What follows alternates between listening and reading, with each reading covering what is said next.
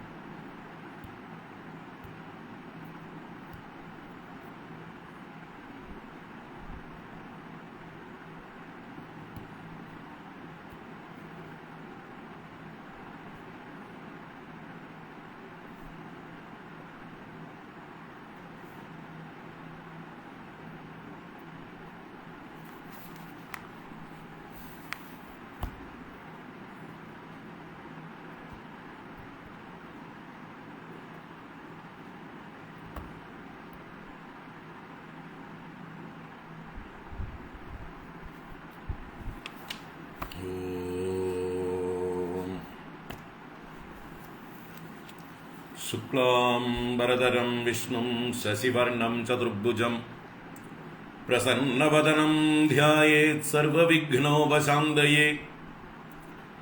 गुरवे सर्वलोकानां भिषजे भवरोगिणां निधये सर्वविद्यानां दक्षिणामूर्तये नमः.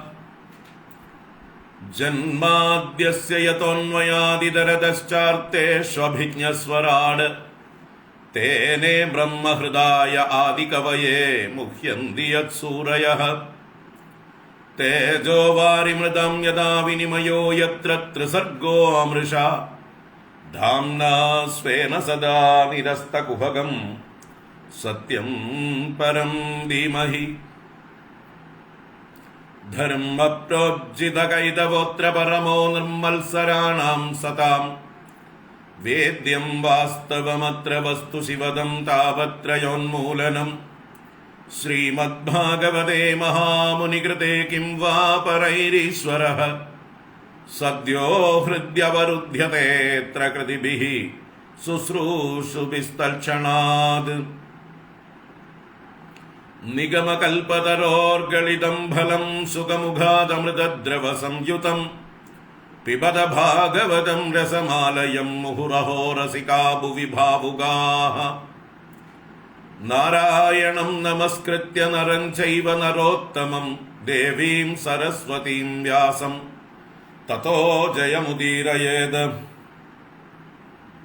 यं प्रव्रजन्तमनुपेदमपेदकृत्यं द्वैपायनो विरहकातर आजुहाव पुत्रेदि तन्मयतया तरवोऽभिनेदुः तं सर्वभूतहृदयं मुनिमानतोऽस्मि. यस्वानुभावमखिलश्रुतिसारमेकम् अध्यात्मदीपमदितितीर्षगां तमोन्दं संसारिणां करुणयाः पुराणगुह्यं तं व्याससूनुमुपयामि गुरुं मुनीनाम्.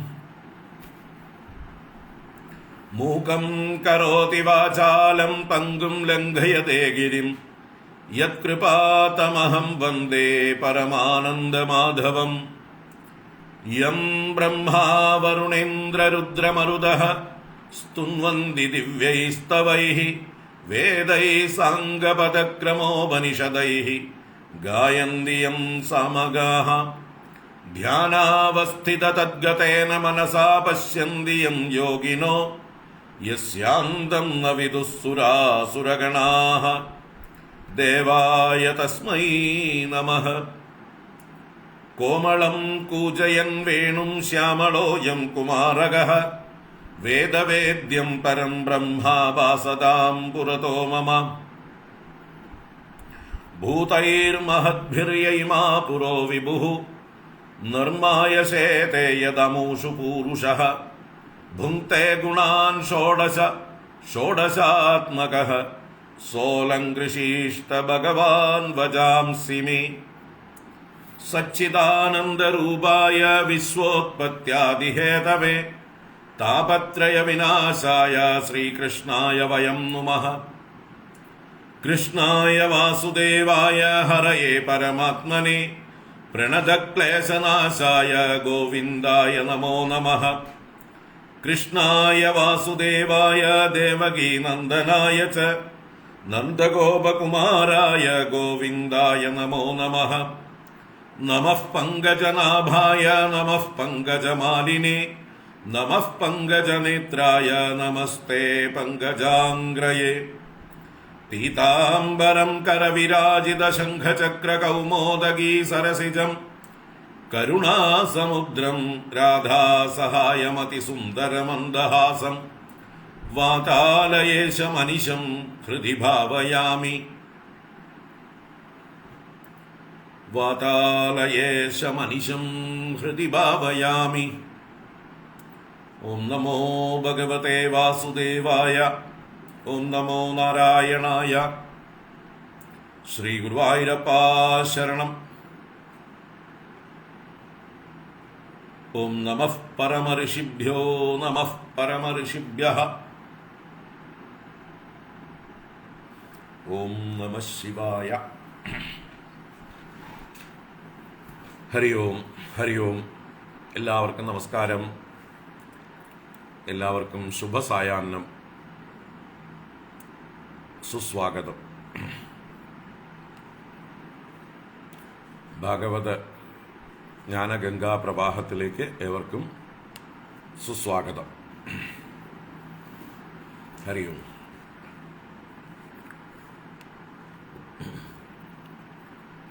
ഇന്നലെ ശിവരാത്രി വ്രതമായതിൻ്റെ പേരിൽ ക്ലാസ് ഉണ്ടായില്ല. ഇന്ന് രാവിലെ അതിൻ്റെ ക്ഷീണം എല്ലാവർക്കും ഉണ്ടാവും, എനിക്കും ഉണ്ടായിരുന്നു. അപ്പം അതുകൊണ്ട് ആ നേരത്തെ ക്ലാസ് എടുത്താൽ എല്ലാവരും ഉറക്കം തോന്നും. അതുകൊണ്ട് തന്നെ വൈകുന്നേരത്തേക്കാക്കിയത്. എല്ലാവരും കുറച്ചെങ്കിലും ക്ഷീണം മാറി ഫ്രഷ് ആയിട്ടുണ്ടാവും എന്ന് വിചാരിക്കുന്നു.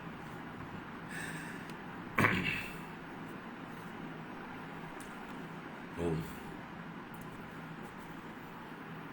ഭാഗവത ജ്ഞാനഗംഗയിലേക്ക് പ്രവേശിക്കാം.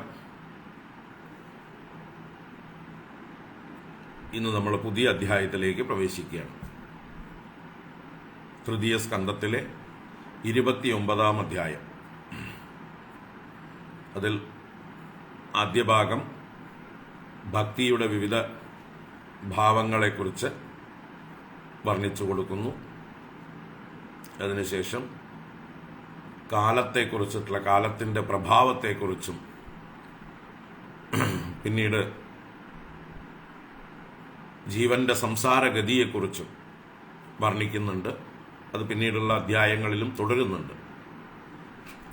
വൈരാഗ്യം ജനിപ്പിക്കാൻ വേണ്ടിയാണ് കാലപ്രഭാവത്തെയും ജീവന്റെ സംസാരഗതിയെയും വർണ്ണിക്കുന്നത്. ഭക്തിയോഗത്തിൻ്റെ ലക്ഷണങ്ങളെക്കുറിച്ച് കൂടുതൽ പറയുന്നത്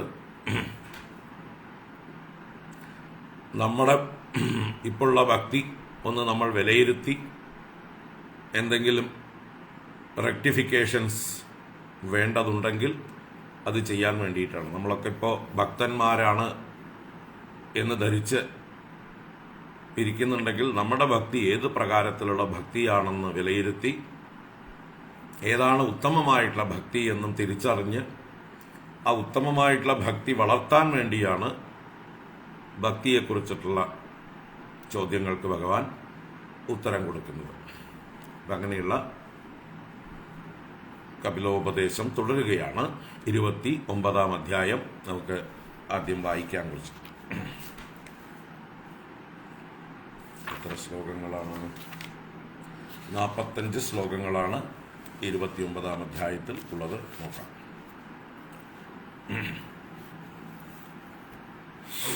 ഓം നമോ ഭഗവതേ വാസുദേവായ. അഥ ശ്രീമദ്ഭാഗവതേ തൃതീയസ്കന്ധേ 39-തമോऽധ്യായः. ദേവഹൂതിരുവാച. ലക്ഷണം മഹദാദീനാം പ്രകൃതേഃ പുരുഷസ്യ ച സ്വരൂപം ലക്ഷ്യത്തെ അമീഷാം ഏന തൽപാരമാർത്ഥികം. യദാ സാഖ്യേഷു കദിതം യന്മൂലം തൽപ്രചക്ഷത്തെ ഭക്തിയോഗസ്യ മേ മാർഗം ബ്രൂഹി വിസ്തരശഃ പ്രഭോ. വിരാഗോ യേന പുരുഷോ ഭഗവൻ സർവതോ ഭവേത് ആചക്ഷ ജീവലോകസ്യ വിവിധാ മമ സംസൃതീഃ. കാലസ്യേശ്വരരൂപസ്യ പരേഷാം ച പരസ്യത്തെ സ്വരൂപം വദ കുർവന്തി യദ്ധേതോഃ കുശലം ജനാഃ. ലോകസ്യ മിഥ്യാഭിമതേർ അചക്ഷുഷഃ ചിരം പ്രസുപ്തസ്യ തമസ്യ നാശ്രയേ ശ്രാന്തസ്യ കർമ്മസ്വനുവിദ്യയാ ധിയാ ത്വമാവിരാസീഃ കില യോഗഭാസ്കരഃ. മൈത്രേയ ഉവാച. ഇതി മാതുർവചസ്ലക്ഷ്ണം പ്രതിനന്ദ്യ മഹാമുനിഃ ആബഭാഷേ കുരുശ്രേഷ്ഠ പ്രീതസ്താം കരുണാർദിതഃ. ശ്രീഭഗവാനുവാച. ഭക്തിയോഗോ ബഹുവിധോ മാർഗൈർഭാമിനി ഭാവ്യത്തെ സ്വഭാവഗുണമാർഗേണ പുംസാം ഭാവോ വിഭിദ്യത്തെ. അഭിസന്ധായ യോ ഹിംസാം ദംഭം മാത്സര്യമേവ വാ സംരംഭീ ഭിന്നദൃഗ്ഭാവം മയി കുര്യാത് സ താമസഃ. വിഷയാൻ അഭിസന്ധായ യശ ഐശ്വര്യമേവ വാ അർച്ചാദൗ അർച്ചയേദ്യോ മാം പൃഥഗ്ഭാവഃ സ രാജസഃ. കർമ്മനിർഹാരമുദ്ദിശ്യ പരസ്മിൻ വാ തദർപ്പണം യജേത് യഷ്ടവ്യമിതി വാ പൃഥഗ്ഭാവഃ സ സാത്വികഃ. മദ്ഗുണശ്രുതിമാത്രേണ മയി സർവഗുഹാശയേ മനോഗതിരവിച്ഛിന്ന യഥാ ഗംഗാംബസോംബുദൗ. ലക്ഷണം ഭക്തിയോഗസ്യ നിർഗുണസ്യ ഹ്യുദാഹൃതം അഹൈതുക്യവ്യവഹിതാ യാ ഭക്തിഃ പുരുഷോത്തമേ. സാലോക്യ സാഷ്ടി സാമീപ്യ സാരൂപ്യൈകത്വമപ്യുത ദീയമാനം ന ഗൃഹ്ണന്തി വിനാ മത്സേവനം ജനാഃ. സ ഏവ ഭക്തിയോഗാഖ്യഃ ആത്യന്തിക ഉദാഹൃതഃ യേനാതിവ്രജ്യ ത്രിഗുണം മദ്ഭാവായോപപദ്യത്തെ. നിഷേവിതേന അനിമിത്തേന സ്വധർമ്മേണ മഹീയസ ക്രിയായോഗേന ശസ്തേന നാദിഹിംസ്രേണ നിത്യസഃ. മദ്ജിഷ്ണ്യദർശന സ്പർശ പൂജാസ്തുത്യഭിവന്ദനൈഃ ഭൂതേഷു മദ്ഭാവനയാ സത്വേന അസംഗമേന ച. മഹതാം ബഹുമാനേന ദീനാനാം അനുകമ്പയാ മൈത്ര്യാ ചൈവാത്മതുല്യേഷു യമേന നിയമേന ച. ആധ്യാത്മികാനുശ്രവണാത് നാമ സങ്കീർത്തനാച്ഛ മേ ആർജവേന ആര്യസംഗേന നിരഹംക്രിയയാ തദാ.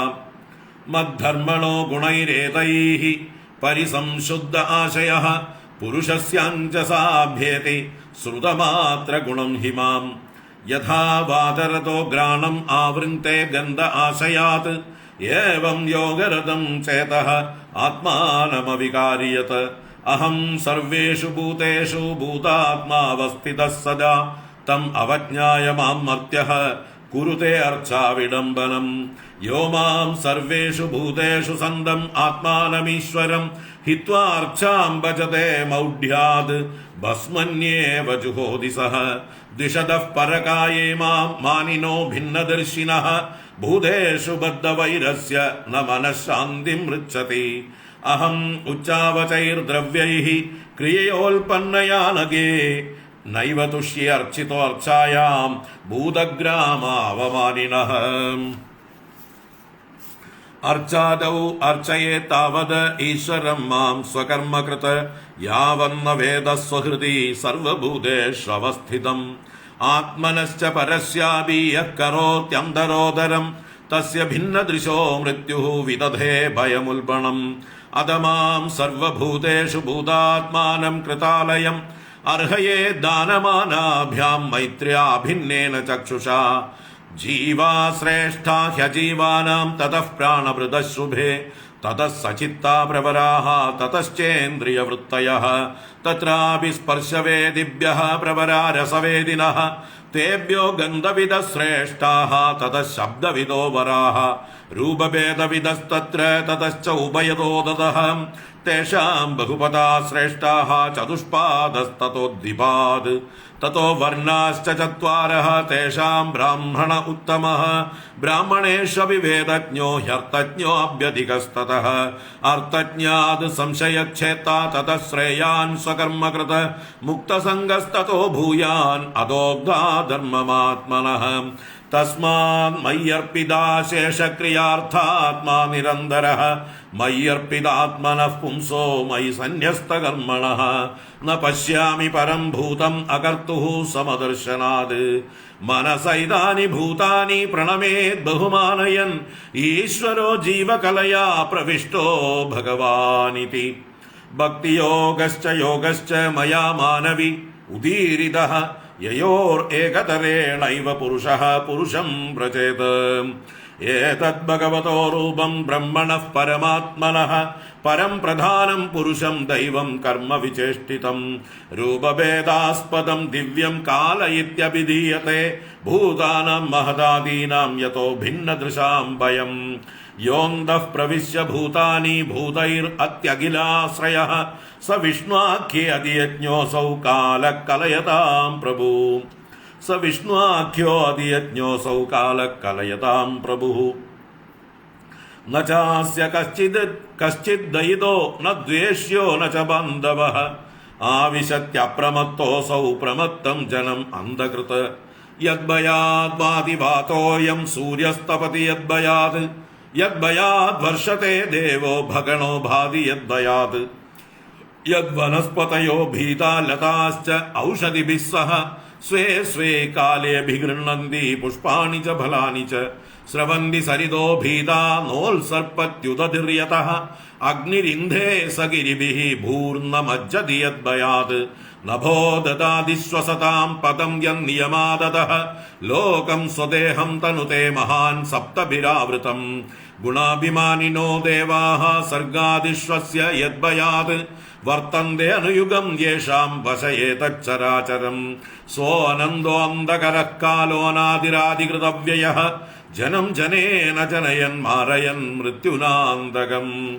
ഹരി ഓം. ഇത് ശ്രീമദ്ഭാഗവതേ മഹാപുരാണേ പാരമഹംസ്യാം സംഹിതായാം തൃതീയസ്കന്ധേ കാപിലേയോപാഖ്യാനേ ഏകോനത്രിംശത്തമോऽധ്യായഃ. സർവത്ര ഗോവിന്ദനാമ സങ്കീർത്തനം. ഗോവിന്ദ ഗോവിന്ദ. നാരായണാഖില ഗുരോ ഭഗവൻ നമസ്തേ. നാരായണാഖില ഗുരോ ഭഗവൻ നമസ്തേ. നാരായണാഖില ഗുരോ ഭഗവൻ നമസ്തേ.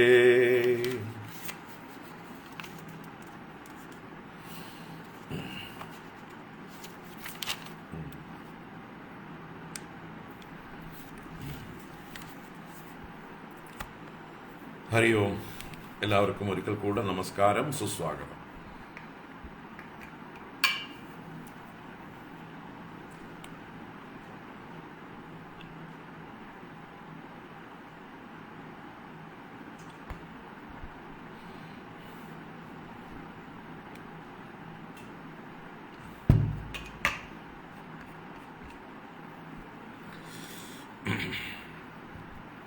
നാരായണ.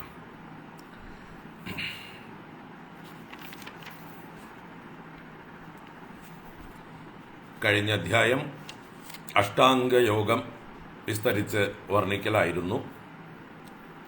യമനിയമ ആസന പ്രാണായാമ പ്രത്യാഹാരങ്ങളെ പറഞ്ഞ് ധാരണ ധ്യാന സമാധികൾ വിസ്തരിച്ച് കണ്ടു. ഭഗവാന്റെ സമഗ്രമായ രൂപത്തെ ആദ്യം ധാരണ ചെയ്ത് ഉറപ്പിക്കാൻ ഉപദേശിച്ചു. അത് ഉറച്ചു കഴിഞ്ഞാൽ പിന്നെ ഭഗവാന്റെ ഓരോരോ അംഗങ്ങളായി ധ്യാനിക്കാൻ പാദാദികേശം ഭഗവാന്റെ രൂപം വർണ്ണിച്ചു. അതിനുശേഷം ഭഗവാന്റെ പുഞ്ചിരിയിലേക്ക് വന്നു. പുഞ്ചിരിയെ ധ്യാനിച്ച് ഭഗവാന്റെ രൂപത്തെ വിട്ടുകൊണ്ട് സഗുണ സാകാരത്തിൽ നിന്ന് നിർഗുണ നിരാകാരത്തിലേക്ക് നമ്മുടെ മനസ്സിനെ ഉയർത്തി. അങ്ങനെ മനസ്സിന്റെ സമാധി അവസ്ഥയെക്കുറിച്ച് വർണ്ണിച്ചു.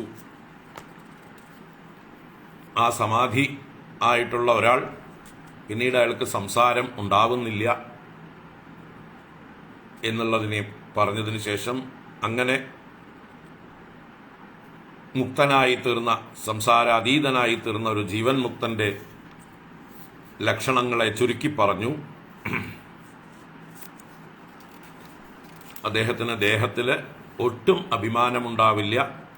ഒരു മദ്യപാനി താൻ ദേഹത്തിൽ ഉടുത്തിരിക്കുന്ന വസ്ത്രത്തെക്കുറിച്ച് എങ്ങനെയാണോ കരുതുന്നത്, ഉണ്ടോ ഇല്ലയോ എന്ന് പോലും അദ്ദേഹത്തിന് ഉറപ്പില്ല, അറിയില്ല, ശ്രദ്ധിക്കാറില്ല.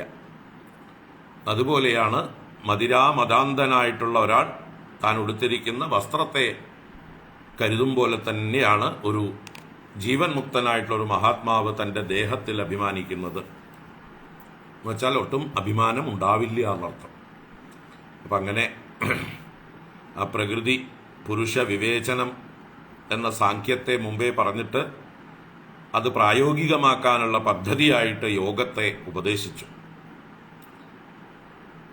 പ്രകൃതിയിൽ നിന്ന് പുരുഷനെ വേർതിരിച്ചെടുക്കാനുള്ളതായിട്ടുള്ള പ്രായോഗിക പദ്ധതിയായിരുന്നു അഷ്ടാംഗയോഗം.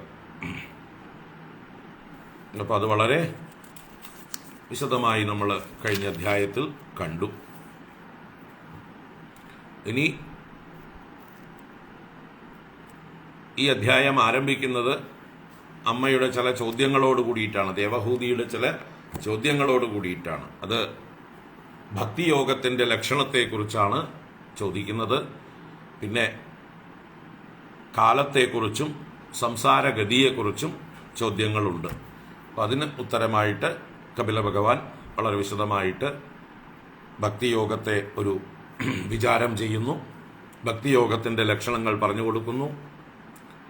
കാലത്തിൻ്റെ ലക്ഷണത്തെക്കുറിച്ചും കാലത്തിൻ്റെ പ്രഭാവത്തെക്കുറിച്ചും ഈ അധ്യായത്തിൽ അവസാനം നമ്മൾ വായിച്ചു പോകും.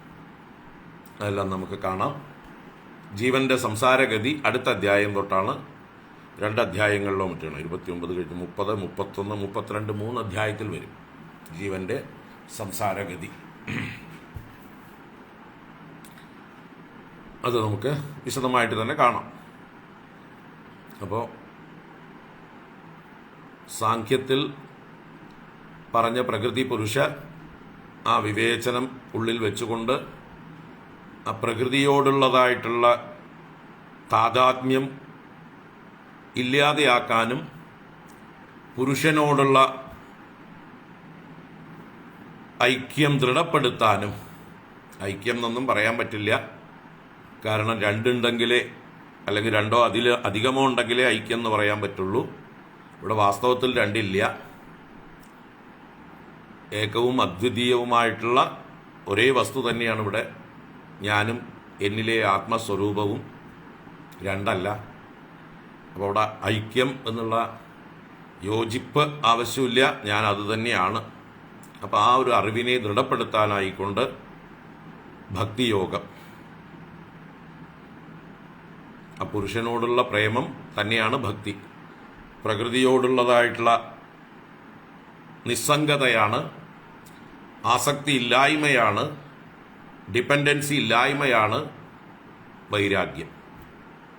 അപ്പോൾ പ്രകൃതിയെ അതിൻ്റെ അതിൻ്റെ പരിമിതികൾ അറിഞ്ഞ് അതിൻ്റെ ദോഷങ്ങളും അറിഞ്ഞ് അതിനെ നിലയ്ക്ക് നിർത്തുക, അതിനെ ആശ്രയിക്കാതിരിക്കുക. പ്രകൃതിയെ ആശ്രയിക്കാതിരിക്കുന്നതാണ് വൈരാഗ്യം. പുരുഷനെ താനെന്നുറയ്ക്കലാണ് ജ്ഞാനം. അതിന് സഹായിക്കുന്നതാണ് പുരുഷനോടുള്ള പ്രേമമായ ഭക്തി. ആ പുരുഷൻ തന്നെയാണ് ഈശ്വരനും. ആ ഈശ്വരനോടുള്ള ഭക്തി, പ്രേമം, അത് ഈ പുരുഷനോടുള്ള നമ്മുടെ ഐക്യത്തെ ഉറപ്പിക്കാൻ സഹായിക്കുന്നു. അപ്പോൾ അങ്ങനെ എല്ലാം ബന്ധപ്പെട്ട് കിടക്കുകയാണ്.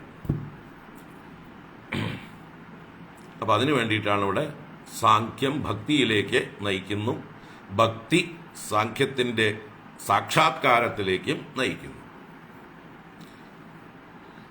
പ്രകൃതിയുടെ പരിമിതിയെ അറിയലും പുരുഷന്റെ മഹത്വത്തെ അറിയലും അത് സാഖ്യം. അത് നമ്മളെ എന്തിലേക്ക് നയിക്കുന്നു? പുരുഷന്റെ മഹത്വം അറിയുമ്പോൾ പുരുഷനോടുള്ള പ്രേമമാകുന്ന ഭക്തിയിലേക്ക് നയിക്കുന്നു. ആ ഭക്തി തന്നെ പിന്നീട് ജ്ഞാനനിഷ്ഠയിലേക്ക് നയിക്കുന്നു. നമുക്ക് വേണ്ടത് ജ്ഞാനനിഷ്ഠയാണ്. ഞാൻ പുരുഷസ്വരൂപനാണ്, ആത്മസ്വരൂപനാണ്, ഈശ്വരസ്വരൂപനാണ്, ബ്രഹ്മസ്വരൂപനാണ് എന്നുള്ള അറിവ് ഉറയ്ക്കുകയാണ് വേണ്ടത്. അപ്പം അതിലേക്ക് നയിക്കുന്നതാണ് ഈ ഭക്തി. അപ്പോൾ നമുക്കതിലേക്ക് അമ്മയുടെ ചോദ്യങ്ങൾ ആദ്യം നോക്കാം. പിന്നീട് ഭഗവാന്റെ ഉത്തരങ്ങളും വിസ്തരിച്ച് കാണാം.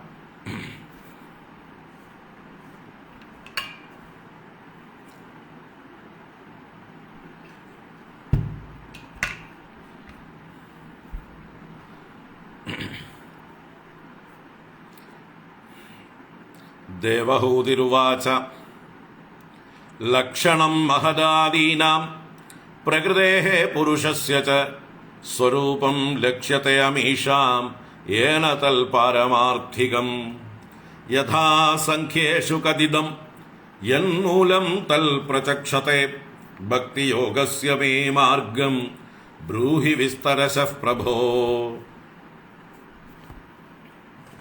അമ്മയുടെ ചോദ്യങ്ങളിൽ ആദ്യത്തെ 2 ശ്ലോകങ്ങൾ. ലക്ഷണം മഹദാദീനാം പ്രകൃതേഃ പുരുഷസ്യ ച സ്വരൂപം ലക്ഷ്യത്തെ അമീഷാം യേന തൽ പാരമാർത്ഥികം യഥാ സാഖ്യേഷു കഥിതം. യഥാ സാഖ്യേഷു കഥിതം തഥാ ത്വയാ കഥിതം. ആ കഥിതം എന്നുള്ളതിനെ 2 പ്രാവശ്യമായിട്ട് എടുക്കണം. ഒരു പ്രാവശ്യം പറഞ്ഞിട്ടുള്ളൂവെങ്കിലും 2 ഭാഗത്ത് അന്വയിക്കണം. സാഖ്യശാസ്ത്രങ്ങളിൽ എപ്രകാരം പറയപ്പെട്ടിട്ടുണ്ടോ അപ്രകാരം തന്നെ അങ്ങയാൽ എന്നോടും പറയപ്പെട്ടു. യഥാ സാഖ്യേഷു കഥിതം തഥാ ത്വയാ മമ കഥിതം. എനിക്കായിക്കൊണ്ട് മഹ്യം കഥിതം, എനിക്കായിക്കൊണ്ട് പറയപ്പെട്ടു എന്ന് ആ കഥിതത്തെ എടുക്കണം. അപ്പോൾ അത് മുകളിലത്തെ ശ്ലോകത്തോട് ചേർന്ന് അന്വയിക്കേണ്ടതാണ്. അപ്പം എന്താ പറഞ്ഞത് ഇവിടെ? മഹദാദീനാം പ്രകൃതേഃ പുരുഷസ്യ ച ലക്ഷണം സാഖ്യേഷു യഥാ കഥിതം യേന അമീഷാം പാരമാർത്ഥികം സ്വരൂപം ലക്ഷ്യത്തെ തത് ത്വയാ കഥിതം. ആ തത് ത്വയാ കഥിതം എന്നുള്ളത് ഇവിടെ നമ്മൾ ആഡ് ചെയ്യണം, അർത്ഥപൂർത്തിക്ക് വേണ്ടിയിട്ട്, അന്വയം ചെയ്യാൻ വേണ്ടി. തഥാ ത്വയാ ത്വയാ കഥിതം എന്നിവിടെ ഇല്ല, നമുക്ക് ചേർത്ത് വായിക്കണം എന്നർത്ഥം. അപ്പം എന്താണ്? മഹദാദീനാം, മഹത്തത്വം, അഹങ്കാരതത്വം, പിന്നെ അതിൽ നിന്നുണ്ടായിട്ടുള്ള ഭൂതങ്ങൾ, തന്മാത്രകൾ, ഇന്ദ്രിയങ്ങൾ, അന്ധക്കരണങ്ങൾ എന്നൊക്കെ ഉള്ളതായിട്ടുള്ള 24 തത്വങ്ങളുടെ, അതാണ് മഹദാദീനാം പ്രകൃതേഃ. മഹദാദികളായ പ്രകൃതിയുടെ, പ്രകൃതി മഹദാദികളായിട്ട് വിഭജിക്കപ്പെട്ടിരിക്കുന്നു. പ്രകൃതിയെ തന്നെയാണ് മഹദാദികളായി പറയപ്പെടുന്നത്. അപ്പൊ മഹദാദികളായ പ്രകൃതിയുടെ ലക്ഷണവും പുരുഷസ്യ ച സ്വരൂപം, അല്ലെങ്കിൽ പുരുഷസ്യ ലക്ഷണം, പുരുഷന്റെ ലക്ഷണത്തെയും, പ്രകൃതിയുടെ ഓരോ തത്വങ്ങളുടെയും വിശിഷ്ടമായിട്ടുള്ള ഗുണങ്ങളെ, ലക്ഷണങ്ങളെ എടുത്തു പറഞ്ഞു. അസാധാരണമായിട്ടുള്ള എന്നുവെച്ചാൽ മറ്റുള്ളതിൽ ഇല്ലാത്തതും ഇതിന്റെ സവിശേഷമായിരിക്കുന്നതിനെയാണ് ലക്ഷണം എന്ന് പറയുന്നത്. ലക്ഷണം എന്ന് പറഞ്ഞാൽ ഒന്നിൽ നിന്ന് മറ്റൊന്നിനെ വേർതിരിച്ചറിയാൻ വേണ്ടിയിട്ടാണ് നമ്മൾ ലക്ഷണം ഉപയോഗിക്കുന്നത്. ഐഡന്റിഫിക്കേഷൻ മാർക്സ് എന്നൊക്കെ നമ്മൾ പറയാറുണ്ട്, അല്ലേ? അതുപോലെയാണ് ഇവിടെ ലക്ഷണം, തിരിച്ചറിയാനുള്ള അടയാളങ്ങളാണ്.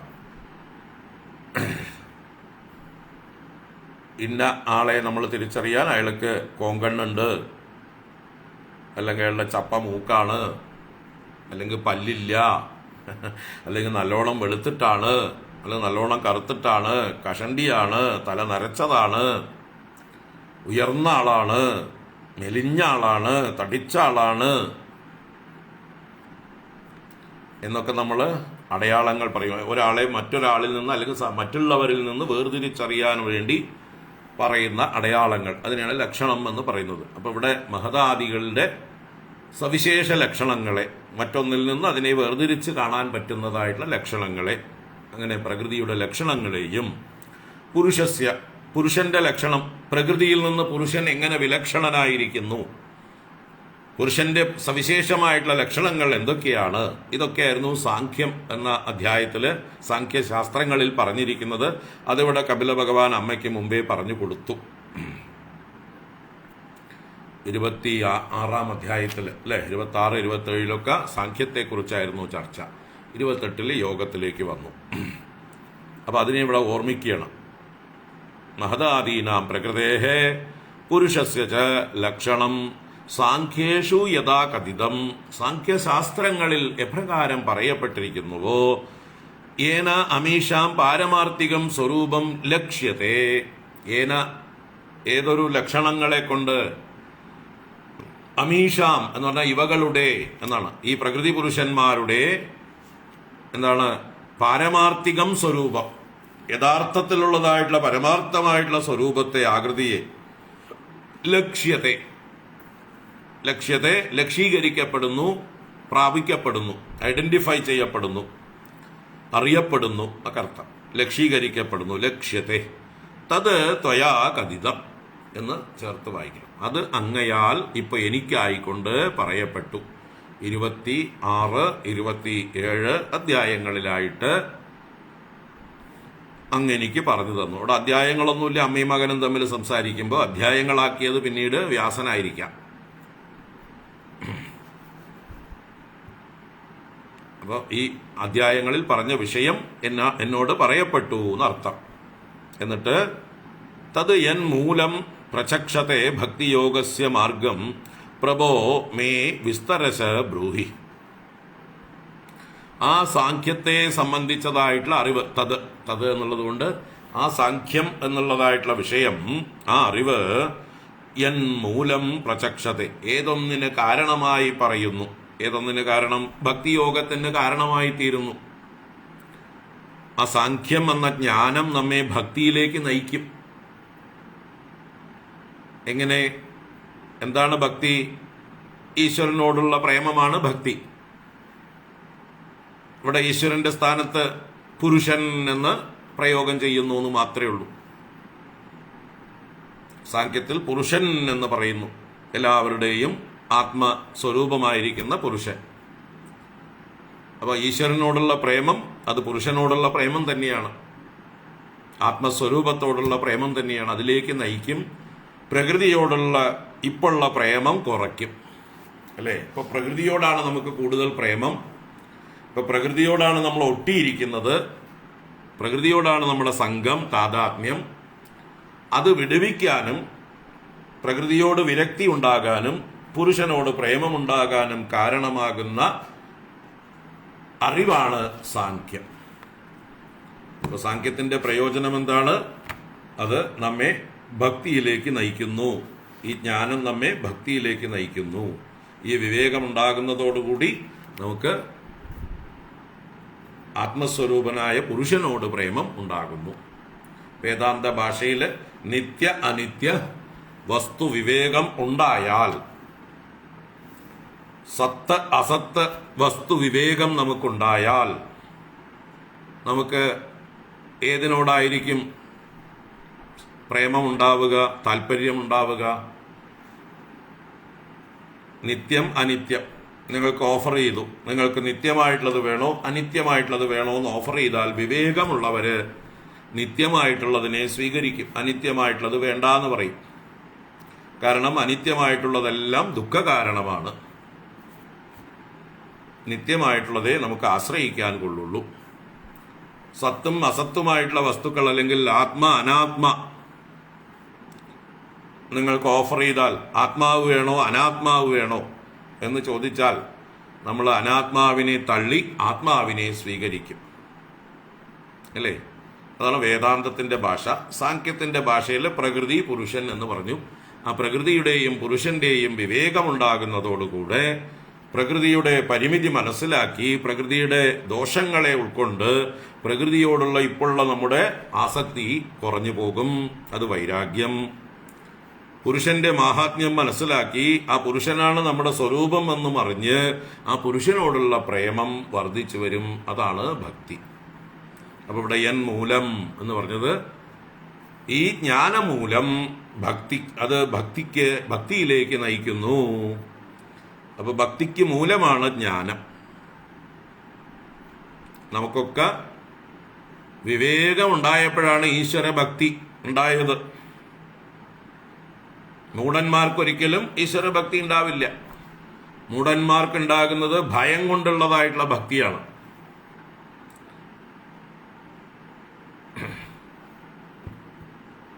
അന്ധവിശ്വാസം എന്ന് പറയുന്നത് അതാണ്.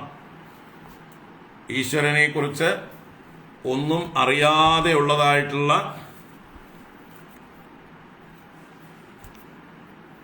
ഭക്തി എന്ന് പറഞ്ഞു നടക്കുന്നതായിട്ടുള്ള പ്രഹസനം, അത് മൂഢന്മാരുടെ ഭക്തി. അത് ഭയത്തിൽ നിന്ന് ജനിക്കുന്നതാണ്.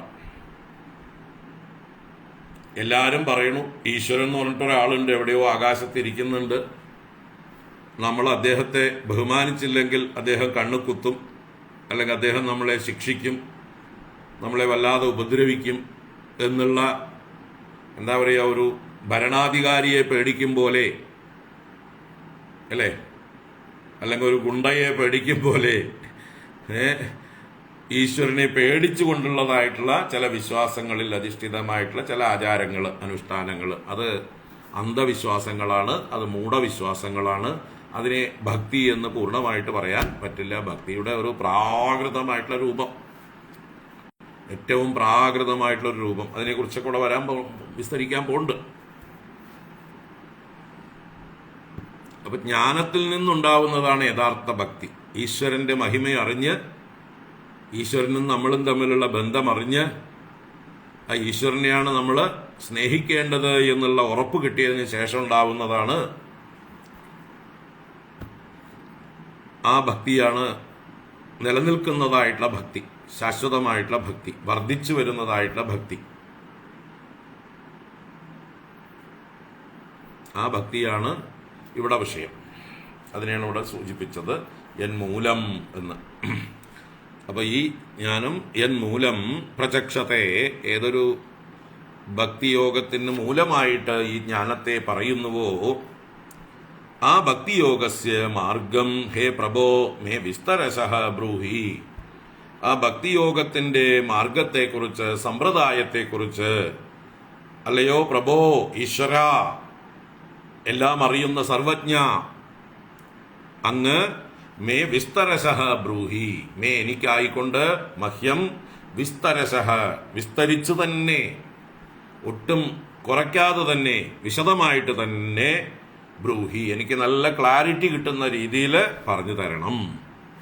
എനിക്ക് സംശയം ഉണ്ടാക്കുന്ന രീതിയിലല്ല, എനിക്ക് വ്യക്തത നൽകുന്ന രീതിയിൽ വിസ്തരിച്ച് തന്നെ ആ ഭക്തിയോഗത്തിന്റെ ലക്ഷണത്തെ അല്ലെങ്കിൽ മാർഗത്തെ, സമ്പ്രദായത്തെ അതിനെ വിശദീകരിച്ചൊന്ന് പറഞ്ഞു തരണം എന്ന്.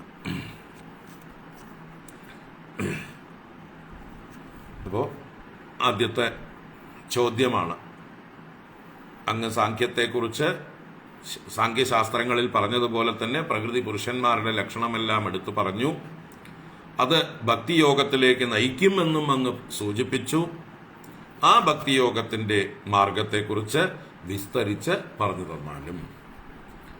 ലക്ഷണം മഹദാദീനാം പ്രകൃതേഃ പുരുഷസ്യ ച സ്വരൂപം ലക്ഷ്യത്തെ അമീഷാം ഏന തൽപരമാർത്ഥികം യഥാ സാഖ്യേഷു കഥിതം യന്മൂലം തൽപ്രചക്ഷത്തെ ഭക്തിയോഗസ്യ മേ മാർഗം ബ്രൂഹി വിസ്തരശഃ പ്രഭോ.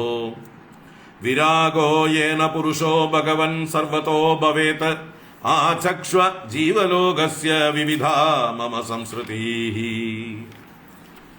വേറെയും ഒരു ചോദ്യം ചോദിക്കുന്നു, പറഞ്ഞു തരൂ. ആചക്ഷ്വ എന്ന് പറഞ്ഞാൽ ആഖ്യാനം ചെയ്താലും പറഞ്ഞു തന്നാലും എന്നാണ് ആ ചക്ഷ്വ. ആ ചക്ഷ്വ എന്നുള്ളത് ഒരു ആവശ്യം പ്രകടിപ്പിക്കണം. ത്വം ആ ചക്ഷ്വ, അങ്ങ് എനിക്ക് പറഞ്ഞു തരൂ, വ്യാഖ്യാനിച്ചു തരൂ എന്നാണ് അതിൻ്റെ അർത്ഥം. അപ്പൊ എന്താ വ്യാഖ്യാനിച്ചു തരേണ്ടത്? വിരാഗോ യേന പുരുഷോ ഭഗവൻ സർവതോ ഭവേത്. ഹേ ഭഗവൻ, ഭഗവൻ എന്നുള്ളത് സംബോധനയാണ്. അല്ലയോ സർവജ്ഞ, സർവജ്ഞാനത്തോടും കൂടിയവനാണ് ഭഗവൻ, ഭഗവാൻ. ആ ഭഗവാനെ സംബോധന ചെയ്യുമ്പോൾ ഭഗവൻ എന്ന ഹ്രസ്വത്തിലാണ്. ഹേ ഭഗവൻ, ഏന പുരുഷ സർവതഃ വിരാഗ ഭവേത്. ഏതൊരു ഭക്തിയോഗം ഉണ്ടായിക്കഴിഞ്ഞാൽ, ഭക്തിയോഗത്തെ കുറിച്ചല്ല, ഇവിടെ രണ്ടാമത്തെ വരിയിൽ പറയുന്നത് ജീവലോകസ്യ വിവിധാ മമ സംസൃതീഹി. ജീവലോകസ്യ വിവിധാ സംസൃതീഹി മമ ആചക്ഷ്വ. ജീവലോകത്തിന്റെ വിവിധങ്ങളായ സംസാരഗതികളെ കുറിച്ച്, സംസൃതീഹി ബഹുവചനമാണ്, സംസൃതികളെ, സംസാരങ്ങളെ, സംസാരഗതികളെ കുറിച്ച്, വിവിധങ്ങളായ ഗതികളെ കുറിച്ച് മമ ആചക്ഷ്വ, എനിക്ക് പറഞ്ഞു തരൂ. എന്തിനു വേണ്ടിയിട്ട്? ഏന, അതറിഞ്ഞു കഴിഞ്ഞാൽ, ജീവന്റെ സംസാരഗതിയെക്കുറിച്ച് അറിഞ്ഞു കഴിഞ്ഞാൽ, സർവതോ വിരാഗഃ ഭവേത്. പുരുഷ സർവതഃ വിരാഗഃ ഭവേത്. ആ പുരുഷന് എല്ലാറ്റിൽ നിന്നും, പ്രകൃതിയിൽ നിന്നും മൊത്തത്തിൽ വിരാഗം ജനിക്കും. വിരാഗഃ ഭവേത്. അപ്പൊ ജീവലോകത്തിന്റെ സംസാരഗതി അറിയുന്നത് നമുക്ക് വൈരാഗ്യം ജനിക്കാൻ വേണ്ടിയിട്ടാണ്. എന്താ കാരണം? നമ്മൾ അറിയുന്നില്ല, അതുകൊണ്ടാണ് നമുക്ക് വൈരാഗ്യം വരാത്തത്. എന്തുകൊണ്ട് അറിയുന്നില്ല? നമ്മൾ ചിന്തിക്കുന്നില്ല. നമ്മൾ നമ്മുടെ ജീവിതത്തിന്റെ മുന്നും പിന്നും ഒന്നും നോക്കുന്നില്ല. നമ്മൾ കണക്കെടുപ്പ് നടത്തുന്നില്ല. ഉപനിഷത്ത് പറയുന്ന പരീക്ഷ്യ ലോകാൻ കർമ്മചിതാൻ ബ്രാഹ്മണ എന്നുള്ള ആ ചിന്ത ഇല്ല നമുക്ക്. നമ്മൾ കർമ്മങ്ങൾ കൊണ്ട് നെയ്തെടുക്കുന്ന, സമ്പാദിച്ചു കൂട്ടുന്ന നമ്മുടെ ജീവിത അനുഭവ പരമ്പരകളെ നമ്മൾ പരീക്ഷണം ചെയ്യുന്നില്ല. നമ്മൾ വിലയിരുപ്പ് നടത്തുന്നില്ല, കണക്കെടുപ്പ് നടത്തുന്നില്ല. ഉണ്ടെങ്കിൽ നമ്മൾ ഇങ്ങനെ ആയിരിക്കില്ല.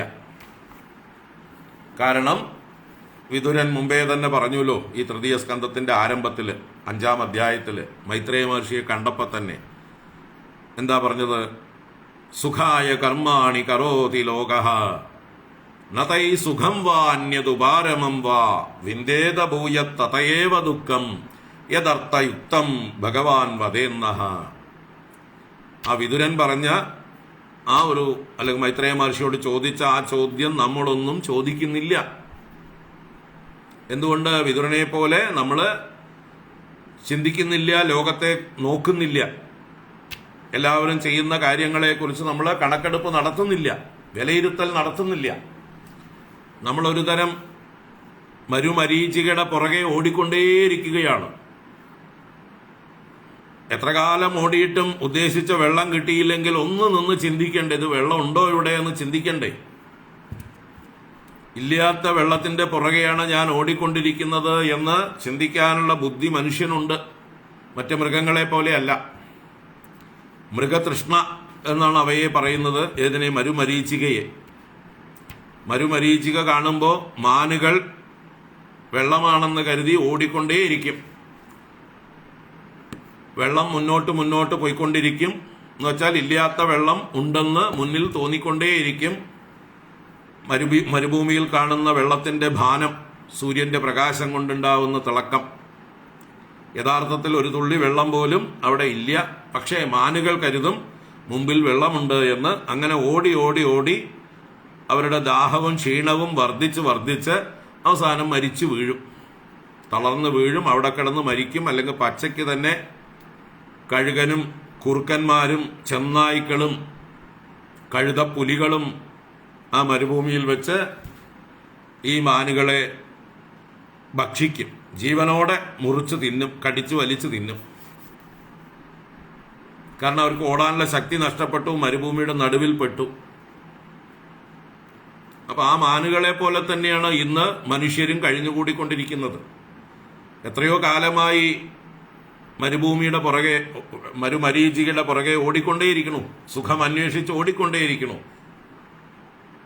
അത് കിട്ടാതിരിക്കുമ്പോൾ ഒന്ന് നിന്ന് ചിന്തിച്ച് നോക്കേണ്ടതല്ലേ, എന്താ കിട്ടാത്തത്? ഞാൻ എത്ര കാലമായി അധ്വാനിക്കുന്നു, എൻ്റെ അധ്വാനത്തിൻ്റെ ഫലമായിട്ട് ഞാൻ ഇന്നലത്തതിനേക്കാൾ ഇന്ന് സുഖമായിരിക്കേണ്ടവനല്ലേ? ഞാൻ കഴിഞ്ഞ ദിവസങ്ങളിലുള്ള എൻ്റെ അധ്വാനത്തിൻ്റെയൊക്കെ ഫലം നോക്കിക്കഴിഞ്ഞാൽ എൻ്റെ ജീവിതത്തിലൊരു ബെറ്റർമെൻ്റ് ഉണ്ടായിരിക്കേണ്ടതല്ലേ? എൻ്റെ ജീവിത നിലവാരം ഉയർന്ന് ഞാൻ ഇത്തിരി ശാന്തനും സ്വസ്ഥനും സമാധാനമുള്ളവനൊക്കെ ആവേണ്ടതല്ലേ? സന്തുഷ്ടനാവേണ്ടതല്ലേ? എത്ര കാലമായി അധ്വാനിക്കുന്നു, എത്ര കാലമായി നെട്ടോട്ടം ഓടിക്കൊണ്ടിരിക്കുന്നു എന്ന് ഒന്ന് ചിന്തിച്ചിരുന്നെങ്കിൽ ഈ ഓട്ടത്തിന് ഒന്ന് വേഗത കുറഞ്ഞേനെ, ലക്ഷ്യത്തിലേക്കല്ല താൻ ഓടുന്നത് എന്ന് തിരിച്ചറിഞ്ഞേനെ. തൻ്റെ കണക്കുകൂട്ടലുകൾ പഴച്ചിരിക്കുകയാണ്, തൻ്റെ അറിവ് തെറ്റിയിരിക്കുകയാണ്, താൻ മോഹിച്ചിരിക്കുകയാണ് എന്ന് തിരിച്ചറിഞ്ഞ് എന്താണ് ചെയ്യേണ്ടത് എന്ന് വിതുരൻ ചോദിച്ചതുപോലെ ചോദിച്ചേനെ. യതത്ര യുക്തം ഭഗവാൻ വദേന്നഹ. അറിവുള്ള ഗുരുക്കന്മാരോട് ചെന്ന് ചോദിച്ചേനെ, ഇവിടെ എന്താണ് യുക്തമായിട്ടുള്ളത്, അപ്രോപ്രിയേറ്റ് ആയിട്ടുള്ളത്? What is to be done? എന്താണ് ഞാൻ ചെയ്യേണ്ടത്? ഒന്ന് പറഞ്ഞു തരൂ ഗുരുനാഥ എന്ന് പറഞ്ഞുകൊണ്ട് ഏതെങ്കിലും അറിവുള്ള മഹാത്മാക്കളായിട്ടുള്ള ഗുരുക്കന്മാരുടെ പാദത്തിൽ ചെന്ന് വീണേനെ. അതുണ്ടാവുന്നില്ലല്ലോ. ഒരു ഗുരുക്കന്മാരെയും വകവയ്ക്കാതെ വഴിയിൽ വല്ല ഗുരുക്കന്മാരെ തടഞ്ഞാൽ പോലും തട്ടിമാറ്റിക്കൊണ്ട് ഓടുന്ന സമൂഹത്തെയാണ് നമ്മൾ കാണുന്നത്. ഗുരുക്കന്മാരൊന്ന് ഓടുന്നവരെ കാണുമ്പോൾ തടഞ്ഞു നിർത്തിയിട്ട് എവിടേക്കാ ഓടണമെന്ന് ചോദിച്ചാലും തള്ളിവിടും, മാറവിടുന്ന്, ഞങ്ങളുടെ ഓട്ടത്തിന് തടയാൻ വരണ്ട. അപ്പോൾ കരുണ കൊണ്ടാണ് തടയുന്നത്. അവരുടെ ഓട്ടത്തെ ഒന്ന് നിർത്തിയിട്ട് അവരെ നേരായ വഴിക്ക് നയിക്കാമെന്ന് വിചാരിച്ചൊന്ന് തടയാൻ ചെന്ന ഗുരുനാഥന്മാരെ തള്ളിവിട്ടിട്ട് അവർ ഓടിക്കൊണ്ടേയിരിക്കുക. ഇതാണ് ഇന്നത്തെ സമൂഹം. അപ്പോൾ സുഖായ കർമാണി കരോതി ലോകഃ. സുഖത്തിനായി കൊണ്ടാണ് ലോകത്തിലുള്ള എല്ലാവരും കർമ്മം ചെയ്യുന്നത്. എന്നാൽ നതൈ സുഖം വാ, ആ കർമ്മങ്ങളെ കൊണ്ട് അവർ അല്പം പോലും സുഖം അനുഭവിക്കുന്നില്ല. അന്യതുപാരമം വാ, ദുഃഖത്തിന്റെ ഉപാരമവും ഉപരതിയും കാണുന്നില്ല. ദുഃഖം ഒട്ടും കുറയുന്നില്ല, ഇന്നലത്തേക്കാൾ കൂടുതൽ ദുഃഖമാണിന്ന്. ഇന്നത്തെ അധ്വാനത്തോടു കൂടി കൂടുമ്പോൾ നാളേക്ക് ഒന്നുകൂടെ ദുഃഖം. ഇങ്ങനെ ദുഃഖം വർദ്ധിച്ചു വരുന്നതല്ലാതെ സുഖം വർദ്ധിക്കുന്നത് കാണുന്നില്ല. അപ്പോഴാണ് ഈ അധ്വാനം കൊണ്ടൊക്കെ ദുഃഖം മാത്രമാണ് തനിക്ക് കിട്ടിയിരിക്കുന്നത് എന്ന് തിരിച്ചറിവ് ഉണ്ടായാൽ ഗുരുവിനെ സമീപിക്കണം, എന്താണ് ചെയ്യേണ്ടത് എന്ന് ചോദിക്കണം. അപ്പൊ അതിവിടെ ഉണ്ടാകുന്നില്ല. അതാണ് ജീവലോകസ്യ വിവിധാ സംസ്കൃതീഹി. ജീവലോകത്തിന്റെ വിവിധങ്ങളായ സംസാരഗതികൾ. ഇപ്പൊ നമുക്ക് ഈ ലോകത്തിലുള്ളത് മാത്രമേ നമുക്കറിയുള്ളൂ. മഹാത്മാക്കൾക്ക്, ഋഷീശ്വരന്മാർക്ക്, സർവജ്ഞന്മാർക്കേ അറിയുള്ളൂ മറ്റു ലോകങ്ങളുടെ അവസ്ഥയും. എന്ന് വെച്ചാൽ നമ്മൾ ഇവിടുന്ന് ഏത് കർമ്മം ചെയ്താൽ എവിടെ പോയി ജനിക്കും. അതുകൊണ്ടാണ് ഇവിടെ ഭഗവൻ എന്ന സംബോധന. ഭഗവൻ എന്ന് സംബോധന ചെയ്യുന്നത് ഭഗവാൻ എന്ന പദത്തിന് ഒരു നിർവചനം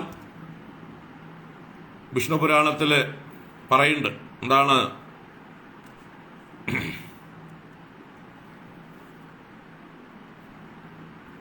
6 ഭഗങ്ങളുള്ളവൻ ഭഗവാൻ എന്നുള്ളത് ഒരു വ്യാഖ്യാനം. മറ്റൊരു വ്യാഖ്യാനത്തില് ഭൂതാനാം ആഗതിം ഗതിം വേത്തി വിദ്യാം അവിദ്യാം ച സവാച്യോ ഭഗവാനിതി. ആദ്യത്തെ ഒരു വാക്ക് കിട്ടുന്നില്ല. ഉൽപ്പത്തിം ച വിനാശം ച ഭൂതാനാം ആഗതിം ഗതിം വേത്തി വിദ്യാം അവിദ്യാം ച സവാച്യോ ഭഗവാനിതി. എന്തൊക്കെയാണ്? ഉൽപ്പത്തിം ച വിനാശം ച ഭൂതാനാം ആഗതിം ഗതിം വേത്തി വിദ്യാം അവിദ്യാം ച സവാച്യോ ഭഗവാൻ ഇതി. സഹ ഭഗവാനിതി വാച്യഃ. അവനെ ഭഗവാൻ എന്ന് വചിക്കാം, പറയാം. ആരെ ഭഗവാൻ എന്ന് പറയാം?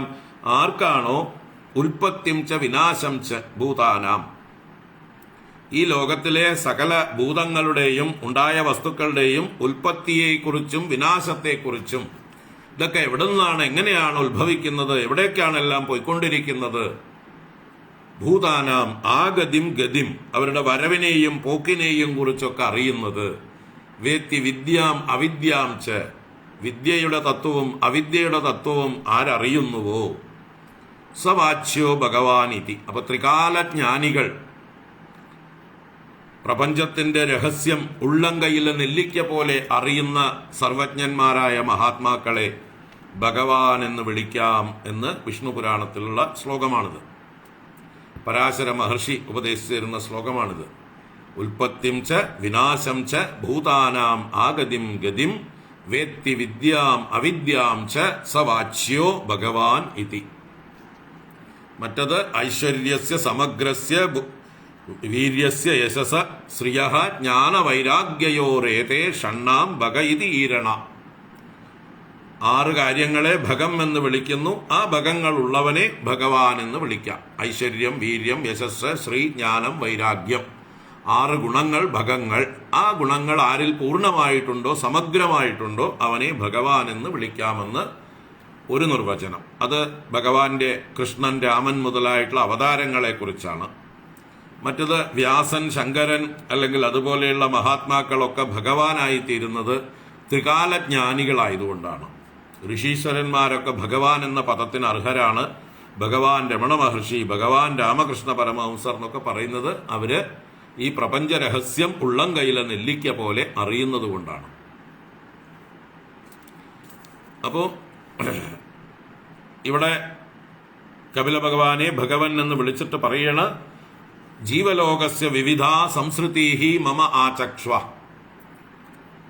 ഈ ജീവലോകത്തിന്റെ വിവിധങ്ങളായ സംസാരഗതികളെ, എവിടുന്ന് വന്ന് എവിടേക്ക് പോയിക്കൊണ്ടിരിക്കുന്നു, ഏതൊക്കെ ലോകങ്ങളുണ്ട്, ഏതെല്ലാം തരം യോനികളുണ്ട്, എന്തൊക്കെ ദുരിതങ്ങളാണ് ഓരോ ഭാഗത്ത് പോയി അനുഭവിക്കുന്നത്,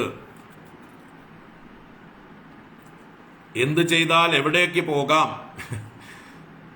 എന്ത് ചെയ്തിട്ടാണ് ഓരോരുത്തരും നരകങ്ങളിൽ ചെല്ലുന്നത്, എന്ത് ചെയ്തിട്ടാണ് സ്വർഗങ്ങളിൽ ചെല്ലുന്നത്, സ്വർഗം അവസാന വാക്കാണോ, അവസാന ഡെസ്റ്റിനേഷനാണോ, അല്ലേ അല്ലല്ലോ, അവിടുന്ന് പിന്നെയും തിരിച്ചു വരുന്നുണ്ടല്ലോ, അങ്ങനെയുള്ള കാര്യങ്ങളൊക്കെ വിശദമായി പറയാനാണ് ഇവിടെ ജീവലോകസ്യ വിവിധ സംസ്കൃതി മമ ആചക്ഷ. അപ്പൊ അതൊക്കെ അറിഞ്ഞു കഴിഞ്ഞാൽ എന്താ ഗുണം? ഏന പുരുഷ സർവതഃ വിരാഗോ ഭവേത്. ഇതൊക്കെ അറിഞ്ഞു കഴിഞ്ഞാൽ ഈ ലോകത്തിലും പരലോകത്തിലും നമുക്ക് വൈരാഗ്യം ജനിക്കും. എന്നുവെച്ചാൽ ഈ സംസാരം ഇങ്ങനെ അലഞ്ഞു തിരിഞ്ഞത് മധ്യാവും. എത്ര കാലമായി അലയാൻ തുടങ്ങിയിട്ട്, ഇനിയും എത്ര കാലം അലയണം എന്ന് ചിന്തിക്കും. ഇങ്ങനെ അലഞ്ഞലഞ്ഞ് ഗതി കിട്ടാതെ അലഞ്ഞാൽ മതിയോ, ഗതി കിട്ടാ പ്രേതം പോലെ എന്ന് സ്വയം ചിന്തിക്കും. അങ്ങനെ ചിന്തിച്ചാൽ രക്ഷപ്പെട്ടു. ഈ ലോകത്തിലും പരലോകത്തിലുമുള്ള ഭോഗങ്ങളിൽ നമുക്ക് താല്പര്യം ഇല്ലാതെയാവും. അതാണ് വിരാഗോ ഭവേത്. ഏന പുരുഷ സർവതോ വിരാഗ ഭവേത്. അപ്പോൾ ജീവന്റെ സംസാരഗതിയെക്കുറിച്ച് അറിയുന്നത് വൈരാഗ്യത്തെ ജനിപ്പിക്കും. നമ്മൾ സംസാരഗതിയെക്കുറിച്ച് വിശദമായിട്ട് കാണും. അപ്പോ പാപകർമ്മങ്ങൾ നിമിത്തം നീചയോനികളിൽ ചെന്ന് നരകയാതനകൾ അനുഭവിക്കുന്നു എന്നും, പുണ്യകർമ്മങ്ങൾ ചെയ്താൽ ഊർധ്വഗതി സ്വർഗാദി ലോകങ്ങളെ പ്രാപിച്ച് കുറച്ചു കാലം വെക്കേഷൻ ടൂർ പോകും പോലെ പോയിട്ട് തിരിച്ചു വരേണ്ടി വരും എന്നും, കാരണം എല്ലാ കർമ്മങ്ങൾക്കും പരിമിതമായ ഫലമേ നൽകാൻ കഴിവുള്ളൂ. അതുകൊണ്ട് അമൃതത്വത്തിന് കർമ്മം വഴിയല്ല. ന കർമ്മണ ന പ്രജയാ ധനേന ത്യാഗേനൈകേ അമൃതത്വമാനസുഹു എന്ന് ഉപനിഷത്ത് പറയുന്ന, കർമ്മം കൊണ്ടോ ധനം കൊണ്ടോ പുത്രന്മാരെ കൊണ്ടോ ഒന്നും ശാശ്വതമായിട്ടുള്ള അമൃത പദവി നേടാൻ കഴിയുകയില്ല. ത്യാഗം, ഇവയോടുള്ള മമതാത്യാഗം കൊണ്ട് മാത്രമേ അമൃതത്വം പ്രാപിക്കാൻ കഴിയുള്ളൂ എന്ന് ബോധ്യം വരുന്നു. അപ്പൊ അതിനു വേണ്ടിയിട്ടാണ് ഇതെല്ലാം മനസ്സിലാക്കുന്നത്. വെറുതെ നേരം പോവാൻ പറയുന്നതല്ല. കാലസ്യേശ്വരൂപസ്യ പരേഷാം ച പരസ്യത്തെ സ്വരൂപം വദ കുർവന്തി യദ്ഹേതോഃ കുശലം ജനാഃ. ഇനി കാലത്തെക്കുറിച്ച് ചോദിക്കുകയാണ്. കാലസ്യ, ആ കാലസ്യ, അത് ആ കാലം എന്താണ് വാസ്തവത്തിൽ? ഈശ്വര രൂപസ്യ. കാലം ഈശ്വരന്റെ തന്നെ രൂപമാണ്, ഭഗവാന്റെ തന്നെ ശക്തി വിശേഷത്തെയാണ് കാലം എന്ന് പറയുന്നത്. അപ്പോ ആ കാലം പരേഷാം പരസ്യ എന്നും കൂടി പറയുന്നുണ്ട്. പരന്മാർ ഒരുപാട് പേരുണ്ട്. ഇന്ദ്രൻ, വായു, അഗ്നി, ബ്രഹ്മദേവൻ വരെ പരന്മാരാണ്. പരന്മാരെന്നാൽ നമ്മളെക്കാളും ഒക്കെ മുകളിലിരിക്കുന്നവർ ശ്രേഷ്ഠന്മാരാണ്. പക്ഷെ അവർക്കും മുകളിലാണ് ആര്? കാലം. കാലം അവരെയും നിയന്ത്രിക്കുന്നുണ്ട്. ദ്വിപരാർദ്ധ കാലം കൊണ്ട് പരിമിതമാണ് ബ്രഹ്മാവിന്റെ ആയുസ്. അതുപോലെ ഒരു മന്വന്തരം മാത്രമാണ് ഇന്ദ്രാദി ദേവന്മാരുടെ വാഴ്ച. അപ്പൊ അവരുടെയും മുകളിലാണ് കാലം. ആ ബ്രഹ്മഭുവനാൽ ലോകാഹ പുനരാവർത്തിനോർജുന. ബ്രഹ്മലോക പര്യന്തമുള്ള സകല ലോകങ്ങളും ഉണ്ടായി നശിച്ചുകൊണ്ടിരിക്കുന്ന, ആവർത്തിച്ചു കൊണ്ടിരിക്കുന്നവയാണ്. സംസാരചക്രത്തിന്റെ ഉള്ളിലുള്ളതാണ്. കാലചക്രത്തിന്റെ ഉള്ളിലാണ് ബ്രഹ്മലോകം വരെയുള്ള ലോകങ്ങളൊക്കെ എന്ന് ഗീതയിൽ പറയുന്ന. അപ്പൊ അവിടെ പരേഷാം പരസ്യ, ബ്രഹ്മാദി ദേവന്മാർക്കും മുകളിലിരിക്കുന്ന ഈശ്വര രൂപസ്യ തേ കാലസ്യ സ്വരൂപം. ഈശ്വര രൂപമായിരിക്കുന്ന അങ്ങയുടെ കാലത്തിന്റെ സ്വരൂപം ആചക്ഷ്വ, എനിക്ക് പറഞ്ഞു തരൂ. ആചക്ഷ്വ എന്നുള്ളത് കഴിഞ്ഞ ശ്ലോകത്തിൽ നിന്ന് ഇങ്ങോട്ട് കടമെടുക്കുകയാണ്. പറഞ്ഞു തരൂ എന്നുള്ളത്. എനിക്ക് പറഞ്ഞു തരൂ. ബദ, ആശ്ചര്യം. യത് ഹേതോഹോ ജനാഹ കുശലം കുർവന്തി. യാതൊന്ന് ഹേതുവായിട്ട് ജനങ്ങൾ കുശലം ചെയ്യുന്നു. ഇവിടെ കുശലം എന്നാൽ നല്ല കർമ്മം, പുണ്യകർമ്മം. കാലത്തോടുള്ള ഭയം കൊണ്ടാണ് ജനങ്ങൾ നല്ല കർമ്മങ്ങൾ ചെയ്യുന്നത്. കാരണം ഇപ്പൊ നമ്മൾ സുഖമായിരിക്കുന്നു എന്ന് വിചാരിച്ച് എന്നും സുഖമായിരിക്കും എന്നുള്ള യാതൊരു ഗ്യാരണ്ടി ഇല്ല. നമുക്ക് അറിയാം, വിവരമുള്ളവർക്കൊക്കെ അറിയാം, ഇപ്പോഴത്തെ സുഖം ശാശ്വതമല്ല. അപ്പൊ നാളെയും സുഖം വേണമെങ്കിൽ നല്ല പ്രവൃത്തികൾ ചെയ്തേ പറ്റൂ. ഇപ്പൊ ഞാൻ സുഖം അനുഭവിക്കുന്നത് എന്റെ പൂർവ്വ പുണ്യം കൊണ്ടാണ്. ഇപ്പൊ ഞാൻ ദുഃഖം അനുഭവിക്കുന്നത് എന്റെ പൂർവ്വ പാപങ്ങൾ കൊണ്ടാണ്. അപ്പൊ എന്റെ ദുരിതങ്ങൾ എന്റെ പൂർവ്വ പാപങ്ങളാണെങ്കിൽ ഇനിയും ഞാൻ പാപം ചെയ്തുകൊണ്ടേയിരുന്നാൽ ഞാൻ കൂടുതൽ കൂടുതൽ ദുരിതങ്ങളിലേക്കല്ലേ പതിക്കുന്നത്. അതുകൊണ്ട് ഞാൻ ഇനി പാപം ചെയ്യില്ല. കാരണം ഇപ്പോഴുള്ള അവസ്ഥയ്ക്ക് എന്തായാലും മാറ്റമുണ്ട്. ആ മാറ്റം ഉണ്ടാക്കുന്ന പ്രതിഭാസമാണ് കാലം. കാലം ആർക്ക് വേണ്ടിയും കാത്തു നിൽക്കുന്നില്ല. കാലം കാലത്തിന്റെ ശക്തമായിട്ടുള്ള പ്രവാഹം തുടർന്നുകൊണ്ടേയിരിക്കുന്നത്. ആർക്കും തടഞ്ഞു നിർത്താൻ പറ്റില്ല. ഒരു അണ കെട്ടിയാലും നിൽക്കുന്നതല്ല കാലപ്രവാഹം. ഏത് അണ കെട്ടിയാലും അതിനെയൊക്കെ തച്ചുടച്ചുകൊണ്ട് പൊളിച്ചടുക്കിക്കൊണ്ട് പോകുന്ന പ്രവാഹമാണ് കാലപ്രവാഹം. അല്ലേ? നമ്മൾ കാലത്തിനെതിരെ പോരാടുന്നതാണ് നമ്മുടെ പല പരിശ്രമങ്ങളും. കാലത്തെ വെല്ലാൻ വേണ്ടിയിട്ടാണ് നമ്മൾ തല ഡൈ ചെയ്യുന്നത്, താടിയും മീശയൊക്കെ ഡൈ ചെയ്യുന്നത്, വെപ്പുപല്ല് വെക്കുന്നത്, ശരീരത്തില്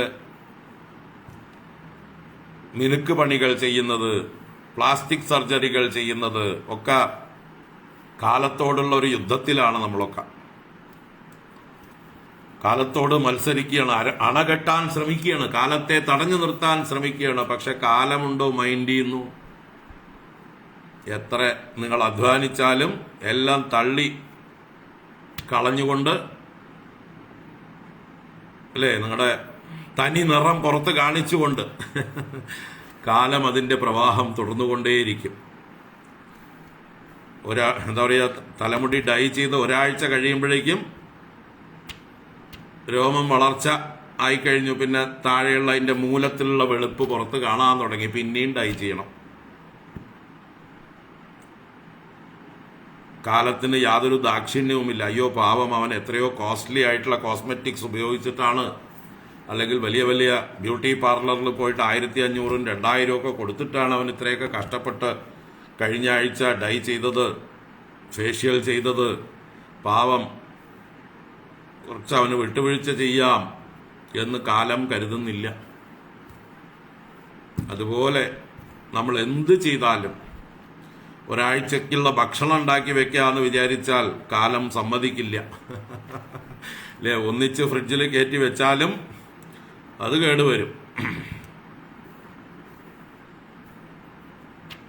അപ്പൊ എന്തും നമ്മൾ കാലത്തിനെതിരെ പൊരുതാനായിക്കൊണ്ട് നമ്മൾ എന്തൊക്കെ ചെയ്താലും അതിനെയൊക്കെ തട്ടിത്തെറിപ്പിച്ചുകൊണ്ട് കാലം അതിന്റെ പണി എടുത്തുകൊണ്ടേയിരിക്കും. ഒരു ദാക്ഷിണ്യവുമില്ല.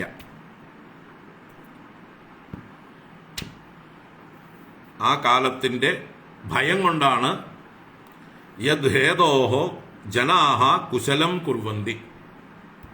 കാലത്തെ ഭയപ്പെട്ടുകൊണ്ടാണ് ജനങ്ങൾ കുശലകർമ്മങ്ങൾ ചെയ്യുന്നത്, സൽക്കർമ്മങ്ങൾ ചെയ്യുന്നത്. പുണ്യകർമ്മങ്ങൾ ചെയ്ത് നാളെ ശോഭനമാക്കാൻ വേണ്ടി, നാളെയും സുഖമനുഭവിക്കാൻ വേണ്ടി ഇന്ന് തന്നെ സൽക്കർമ്മങ്ങൾ ചെയ്തു വെക്കുന്നു. കാരണം കാലത്തിൽ വിശ്വാസമുണ്ട്. ഇപ്പൊ ചെയ്ത കർമ്മത്തിന് ഇപ്പൊ തന്നെ ഫലം കിട്ടിയില്ലെങ്കിലും തീർച്ചയായിട്ടും നാളെ അതിന്റെ ഫലം എനിക്ക് കിട്ടുമെന്നുള്ള വിശ്വാസവും വിവരമുള്ളവർക്കൊക്കെ ഉണ്ട്. അതുകൊണ്ട് അവർ ചെയ്തുകൊണ്ടേയിരിക്കുന്നു, സൽക്കർമ്മങ്ങൾ ചെയ്തുകൊണ്ടേയിരിക്കുന്നു. അപ്പോൾ ഇവിടെ ഈ കാലത്തെക്കുറിച്ചിട്ടുള്ള അറിവ് മനുഷ്യനെ നന്നാക്കുന്നു, സന്മാർഗത്തിലേക്ക് നയിക്കുന്നു. കാലത്തെക്കുറിച്ചിട്ടുള്ള ഭയം നല്ലതാണ്, സൽക്കർമ്മങ്ങൾ ചെയ്യാൻ നമ്മളെ പ്രേരിപ്പിക്കുന്നു. അതാണ് ഇവിടെ പറയുന്നത്. കാലസ്യേശ്വര രൂപസ്യ പരേഷാം ച പരസ്യത്തെ സ്വരൂപം ബദ കുർവന്തി യദ്ഹേതോഹോ കുശലം ജനാഹ. അതുകൊണ്ട് ആ കാലത്തെക്കുറിച്ച് എനിക്ക് ആചക്ഷ, എനിക്ക് പറഞ്ഞു തരൂ. അപ്പോൾ എന്തൊക്കെയാണ് ചോദ്യങ്ങൾ? ഭക്തിയോഗത്തിന്റെ മാർഗത്തെക്കുറിച്ച് പറഞ്ഞു തരണം. പിന്നെ വൈരാഗ്യം ഉണ്ടാകാനായിട്ട് ജീവന്റെ സംസാരത്തെക്കുറിച്ച് പറഞ്ഞു തരണം. പിന്നെ കാലസ്വരൂപത്തെക്കുറിച്ചും പറഞ്ഞു തരണം. അങ്ങനെ 3 പ്രധാന ചോദ്യങ്ങളാണ് ഈ 4 ശ്ലോകങ്ങളെ കൊണ്ട് അമ്മ അവതരിപ്പിച്ചത്. എന്നിട്ട് ഭഗവാനെ ഒന്ന് സ്തുതിച്ച് നമസ്കരിക്കുന്നു. ഗുരുവാണ്, ഭഗവാനാണ്, തൻ്റെ പുത്രനാണെന്ന് കണ്ടിട്ടല്ല, പുത്രഭാവത്തിലല്ല, ഈശ്വരഭാവത്തിൽ, ഗുരുഭാവത്തിൽ കപില ഭഗവാനെ നമസ്കരിക്കുന്ന ഒരു ശ്ലോകമാണ് 5-ാമത്തെ. ലോകസ്യ മിഥ്യാഭിമതേരചക്ഷുഷഃ ചിരം പ്രസുപ്തസ്യ തമസ്യ നാശ്രയേ ശ്രാന്തസ്യ കർമ്മസ്വനുബദ്ധയാ ധിയാ ത്വമാവിരാസീഹി കില യോഗഭാസ്കരഃ. ഗുരുക്കന്മാരെ മുഴുവൻ നമസ്കരിക്കാവുന്ന ശ്ലോകമാണിത്. ഈ ലോകത്തിലുള്ള ആളുകൾ എങ്ങനെയുള്ളവരാണ്? മിഥ്യാഭിമതേഹ അചക്ഷുഷഃ അനാശ്രയേ തമസി ചിരം പ്രസുപ്തസ്യ കർമ്മസു അനുബദ്ധയാ ധിയാ ശ്രാന്തസ്യ ലോകസ്യ. ലോകസ്യ, ലോകത്തിലെ ജനങ്ങൾക്ക് എന്നാണ് അർത്ഥം. അപ്പൊ ഈ ലോകത്തിലുള്ള ജനങ്ങൾ എന്തൊക്കെ കഷ്ടപ്പെടുന്നു? മിഥ്യാഭിമതേഹേ, ശരിയായ താദാത്മ്യം ഇല്ല അവർക്ക്, അറിയേണ്ടത് അറിഞ്ഞിട്ടില്ല. അതുകൊണ്ട് മിഥ്യാഭിമാനമാണ് അവർക്കുള്ളത്. ഏതാണ് മിഥ്യ? ശരീരാദികൾ മിഥ്യയാണ്, പ്രകൃതിയാണ്. താനല്ലാത്തതിൽ താനെന്ന അഭിമാനം, വ്യർത്ഥമായ അഭിമാനം, നശിച്ചുകൊണ്ടിരിക്കുന്ന ശരീരാദികളിൽ താനെന്ന അഭിമാനം, അത് തന്നെയാണ് മിഥ്യാഭിമാനം. അപ്പൊ മിഥ്യാഭിമതേഹേ, മിഥ്യയായ വസ്തുക്കളിൽ, ദേഹാദികളിൽ അഭിമാനത്തോടു കൂടിയവരും, അചക്ഷുഷഃ, അചക്ഷുഷഃ ചക്ഷുസ്സില്ലാത്തവർ, കാഴ്ചയില്ലാത്തവർ എന്നർത്ഥം. ചക്ഷുസ് എന്ന് പറഞ്ഞാൽ കണ്ണാണ് എന്ന് വെച്ചാൽ കാഴ്ചയില്ലാത്തവർ, അന്ധന്മാരായിരിക്കുന്നവർ എന്ന് പറഞ്ഞാൽ ഇവിടെ എന്താണ്? അന്ധത, ജ്ഞാനം, വിവേകം, സത്യം അറിയായിക, അത് തന്നെയാണ് ഇവിടെ അന്ധത. അജ്ഞാന തിമിരാന്തസ്യ. അപ്പൊ അചക്ഷുഷഃ കണ്ണ് കാണാത്തവരും, അനാശ്രയേ തമസി ചിരം പ്രസുപ്തസ്യ. അനാശ്രയേ തമസി, തമസി എന്ന് പറഞ്ഞാൽ ഇരുട്ടിൽ, അന്ധകാരത്തിൽ. അതെങ്ങനെയുള്ളത്? അനാശ്രയെ, അനാശ്രയെ എന്ന് പറഞ്ഞാൽ നിരാശ്രയെ, ആശ്രയമില്ലാതിരിക്കുന്നത്, ആദിയും അന്തവും ഇല്ലാത്തത് എന്നൊക്കെ അർത്ഥം. ഒരു അടിത്തട്ടില്ലാത്ത ഒരു പൊട്ടക്കിണർ, അതിലേക്ക് പതിച്ചാൽ എങ്ങനെ ഇരിക്കും? എന്നാ അതിന്റെ അടിത്തട്ടിൽ എത്തുക എന്ന് പറയാൻ പറ്റില്ല, അടിത്തട്ട് കാണാനില്ല. അതുപോലൊരവസ്ഥയാണെന്ന് ലോകത്തിന്റെ അവസ്ഥ. എവിടേക്കാ പോയിക്കൊണ്ടിരിക്കണത് എന്ന് ചോദിച്ചാൽ അതിങ്ങനെ വീണുകൊണ്ടേയിരിക്കുകയാണ്. അന്ധകാരത്തിൽ നിന്ന് അന്ധകാരത്തിലേക്ക്.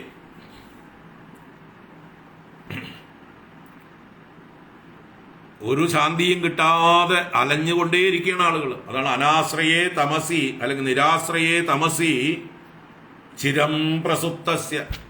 അതിൽ വളരെ കാലമായി സുഷുപ്തിയിലാണ്ടിരിക്കുകയാണവര് എന്ന് പറഞ്ഞാല് പതിച്ചിരിക്കുന്നു എന്നർത്ഥം തന്നെയാണ്. അറിയുന്ന പോലുമില്ല. ഞങ്ങൾ പൊട്ടക്കിണറ്റിൽ പതിച്ചിരിക്കുകയാണ്, വീണുകൊണ്ടേയിരിക്കുകയാണെന്ന് പോലും പലരും അറിയുന്നില്ല. നമ്മുടെ ഹരിനാമ കീർത്തനകാരൻ പറയും പോലെ, ഔദുംബരത്തിൽ മശകത്തിന്നു തോന്നും ഇതിന്മീതേ കഥാപി സുഖമില്ലെന്നു തൽപരിച്ച് ചേതോ വിമോഹിനി മയക്കായികമായ തവ ദേഹോഹമെന്നിവയിൽ നാരായണായ നമഃ. കുറച്ച് മാന്യമായിട്ടുള്ള ഭാഷ ഉപയോഗിച്ചു എഴുത്തച്ഛൻ. ഔദുംബരത്തിൽ മശകത്തിന് തോന്നും ഇതിന്മീതേ കഥാപി സുഖമില്ലെന്ന്. ഔദുംബരം എന്ന് പറഞ്ഞാല് അത്തിപ്പഴം. ആ അത്തിപ്പഴത്തിൽ മശകം എന്ന് പറഞ്ഞാൽ പ്രാണികൾ, ഈച്ചകളും അതുപോലെയുള്ളതായിട്ടുള്ള പ്രാണികളും അതിങ്ങനെ ഒട്ടിപ്പിടിച്ചിരിക്കും. അതിന് രക്ഷപ്പെടാനും പറ്റില്ല. അതൊന്നും ഒരു പശയുള്ള പഴമാണ് അത്തിപ്പഴം. എന്നിട്ട് അതിലിരിക്കുമ്പോൾ അത് വിചാരിക്കുകയാണ് ഇതിന്മീതേ കഥാപി സുഖമില്ലെന്ന്. ഇത് തന്നെയാണ് സുഖം, ഇതിൽ പരമായിട്ട് വേറൊരു സുഖമില്ല എന്ന്. ആ വാസ്തവത്തിൽ സുഖമില്ലാത്ത തന്റെ നാശകാരണമായിരിക്കുന്ന അത്തിപ്പഴത്തിൽ ഒട്ടിപ്പിടിച്ചിരിക്കുകയാണ് ഈ ഈച്ചകൾ.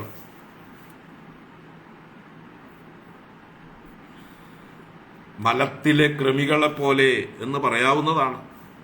മലത്തിൽ കിടക്കുന്ന കൃമികൾക്കറിയോ അത് മലമാണ്, വൃത്തികെട്ടതാണ് എന്ന്. നല്ല സുഖം. ബോർഡിംഗ് ആൻഡ് ലോഡ്ജിങ് ഒരേ സ്ഥലത്ത്, അല്ലേ? ഒരു ചെലവുമില്ലാതെ സുഖവാസം. അവർക്കറിയണ്ടോ അവര് നരകത്തിലാണെന്ന്? അതുപോലെ തന്നെയാണ് ഈ മനുഷ്യരും. ജന്തുക്കളെ പോലെ തന്നെ, ഈ കൃമികീടങ്ങളെ പോലെ തന്നെ മനുഷ്യരും പല മലങ്ങളിലുമാണ് കിടക്കുന്നത്. എന്നിട്ട് അവിടെ സുഖമാണെന്ന് കരുതിയിരിക്കുകയാണ്. ദുഃഖേ സുഖമാനിനഹ, ദുഃഖത്തെ സുഖമായി കണക്കാക്കിക്കൊണ്ടിരിക്കുന്നവർ. അഴുക്ക് ചാലിലാണ് കിടക്കുന്നതെങ്കിലും നല്ല സുഖം, അല്ലേ? കള്ളു കുടിച്ച് ബോധമില്ലാതെ അഴുക്ക് ചാലിൽ വീണ് കിടക്കുമ്പോൾ നായോ അല്ലെങ്കിൽ മനുഷ്യരോ തന്നെ വന്ന് ചിലപ്പോൾ മൂത്രം ഒഴിച്ചാലും ഇരുട്ടത്തായിരിക്കും, മനുഷ്യർ നോക്കാതെ ചാലിൽ ചെന്ന് മൂത്രം ഒഴിക്കും. അപ്പൊ അയാളെ വായും പൊളിച്ച് കിടപ്പുണ്ട് ഈ കള്ളുകുടിയൻ. അയാളുടെ വായിലേക്കാ ഒഴിക്കുന്നത്. അയാൾ പറയും മഴേ, നല്ലോണം പെയ്യ്, മഴേ, ഇടിവെട്ടി പെയ്യ് എന്ന് പറയും. കുടിക്കുന്നത് അന്യന്റെ മൂത്രമാണെന്ന് പോലും അയാൾ അറിയില്ല. ഇതുപോലെയാണ് പലരുടെയും അവസ്ഥ. അതാണ് ഇവിടെ മിഥ്യാഭിമതേഹേ അചക്ഷുഷഃ അനാശ്രയേ തമസി ചിരം പ്രസുപ്തസ്യ. ആശ്രയമില്ലാതെ അറ്റം കാണാത്തതായിട്ടുള്ള ആ ഇരുട്ടിൽ, അന്ധകാരത്തിൽ, നരകങ്ങളിൽ എത്രയോ കാലമായി പതിച്ചു കിടക്കുന്ന മൂഢന്മാർ. എന്നിട്ടോ കർമ്മസു അനുബദ്ധയാ ധിയാ ശ്രാന്തസ്യ, ഓരോരോ കർമ്മങ്ങളിൽ അനുബന്ധമായ ബുദ്ധി കൊണ്ട് അധ്വാനിക്കുന്നുണ്ട്. പക്ഷേ ക്ഷീണം മാത്രം ബാക്കി. ശ്രാന്തസ്യ, തളർന്നു. നിർവിണ്ണാ നിതരാം ഭൂമൻ അസതിന്ദ്രിയ തർഷണാത്. എത്ര കാലം അധ്വാനിച്ചാലും ഒന്നും കിട്ടാൻ പോകുന്നില്ല. ശ്രാന്തത മാത്രം ബാക്കി, അധ്വാനത്തിന്റെ ക്ഷീണം മാത്രം ബാക്കി, അല്ലാതെ ഫലമൊന്നും കിട്ടിയില്ല. അതാണ് കർമ്മസു അനുബദ്ധയാധിയാ ശ്രാന്തസ്യ. ചിരകാലം കർമ്മങ്ങൾ ചെയ്ത് ചെയ്ത് ചെയ്ത് തളർന്ന് പലപ്പോഴും നിരാശരായിട്ടാണ് നമ്മൾ പല കർമ്മങ്ങളിൽ നിന്നും പിന്തിരിയുക. എത്ര കാലമായി ഇവർക്ക് വേണ്ടി ഞാൻ ഇത്രയൊക്കെ അധ്വാനിക്കണു, പക്ഷെ അവർക്ക് ഒരു നന്ദിയുമില്ല, ഒരു തരത്തിലും അവർ നമ്മളെ അംഗീകരിക്കുന്നില്ല എന്ന് പറഞ്ഞ് അവസാനം നിരാശരായിട്ട് അവിടുന്ന് പുറന്തള്ളപ്പെടുകയോ സ്വയം പുറത്തേക്ക് ഇറങ്ങുകയോ ചെയ്യുന്നു, ഒരു ശാന്തിയും കിട്ടാതെ. അതാണ് ഇവിടെ നമ്മൾ ഈ ലോകത്തിൽ ആളുകൾ അനുഭവിച്ചുകൊണ്ടിരിക്കുന്നത്. അനുബദ്ധയാ ധിയ കർമ്മസു അനുബദ്ധയാ ധിയ ശ്രാന്തസ്യ ലോകസ്യ, അങ്ങനെയുള്ള ലോകത്തിന് അങ്ങ് യോഗഭാസ്കരഃ ത്വം ആവിരാസീഹി കില. കണ്ണു കാണാത്തവർക്ക്, ഇരുട്ടത്ത് ഭയപ്പെട്ടിരിക്കുന്നവർക്ക് സൂര്യോദയം, ഭാസ്കരോദയം എത്ര ആശ്വാസം നൽകും അല്ലേ? കണ്ണു കാണാതെയും ഇരുട്ടത്തും ഇരിക്കുന്നവർക്ക് സൂര്യോദയം ഉണ്ടായാൽ കണ്ണു കാണും. ഇവിടെ കണ്ണടഞ്ഞു കിടക്കായിരുന്നു, സൂര്യോദയം ഉണ്ടായതോടുകൂടി കണ്ണു കാണുന്നു. അതുപോലെ അങ്ങ് ആവിർഭവിച്ചു, സൂര്യോദയം പോലെ ത്വം ആവിരാസീഹി ഭാസ്കരഃ. എന്ത് ഭാസ്കരഃ? യോഗഭാസ്കരഃ. യോഗങ്ങളെ ഉപദേശിക്കുന്ന ഭാസ്കരനായിട്ട്, സൂര്യനായിട്ട് അങ്ങ് ആവിർഭവിച്ചു. ഏത് യോഗങ്ങളൊക്കെ ഇപ്പോൾ ഉപദേശിച്ചു? ജ്ഞാനയോഗം അഥവാ സാഖ്യയോഗം, ഭക്തിയോഗം, അഷ്ടാംഗയോഗം, ഇങ്ങനെയുള്ള യോഗങ്ങളെയെല്ലാം ഉപദേശിക്കുന്ന സൂര്യനെ പോലെ അങ്ങുതാ ഞങ്ങളുടെയൊക്കെ അന്ധകാരത്തെ നീക്കാനായിക്കൊണ്ട് ഞങ്ങളുടെ മുമ്പിൽ പ്രകടമായിരിക്കുന്നു. ഭാഗ്യം, ഭാഗ്യം, ഭാഗ്യം എന്ന് പറഞ്ഞുകൊണ്ട് കപില ഭഗവാനെ സ്തുതിക്കുകയാണ് ഇവിടെ അമ്മയായ ദേവഹൂതി ദേവി. ലോകസ്യ മിഥ്യാഭിമതേരചക്ഷുഷഃ ചിരം പ്രസുപ്തസ്യ തമസ്യനാശ്രയേ ശ്രാന്തസ്യ കർമ്മസ്വനുബദ്ധയാ ധിയാ ത്വമാവിരാസീഹി കില യോഗഭാസ്കരഃ. സൂര്യസ്വരൂപനായി ഇതാ വെളിച്ചം പകരാനായിക്കൊണ്ട് അജ്ഞാനതിമിരാന്തസ്യ ജ്ഞാനാഞ്ജന ശലാകയാ ചക്ഷുരുന്മീലിതം യേന തസ്മൈ ശ്രീ ഗുരവേ നമഃ എന്നുള്ള അർത്ഥത്തിൽ തന്നെയുള്ള ശ്ലോകമാണ്. ഇങ്ങനെ 3-4 ചോദ്യങ്ങളും ചോദിച്ച് സ്തുതിക്കുകയും ചെയ്ത അമ്മയ്ക്ക് മകനായ കപില ഭഗവാൻ ഗുരുസ്ഥാനത്തിരുന്നു കൊണ്ട് മറുപടി കൊടുക്കുന്നു എന്ന് മൈത്രേയ മഹർഷി ആദ്യം ഒരു ശ്ലോകം കൊണ്ട് പറയുന്നു. മൈത്രേയ ഉവാച ഇതി മാതുർവച ശ്ലക്ഷ്ണം പ്രതിനന്ദ്യ മഹാമുനിഃ ആബഭാഷേ കുരുശ്രേഷ്ഠ പ്രീതസ്താം കരുണാർദിതഃ.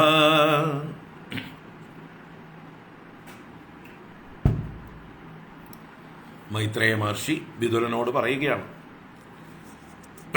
ഇതി മാതുർവചഃ ശ്ലക്ഷ്ണം പ്രതിനന്ദ്യ മഹാമുനിഃ ആബഭാഷേ കുരുശ്രേഷ്ഠ പ്രീതഃ താം കരുണാർദിതഃ. അപ്പൊ ഇപ്രകാരമുള്ള വചഃ, ആരുടെ? മാതുഹു, അമ്മയുടെ മാതാവിന്റെ ഇപ്രകാരമുള്ള വചസ് എങ്ങനെയുള്ളത്? ശ്ലക്ഷ്ണം എന്ന് പറഞ്ഞു.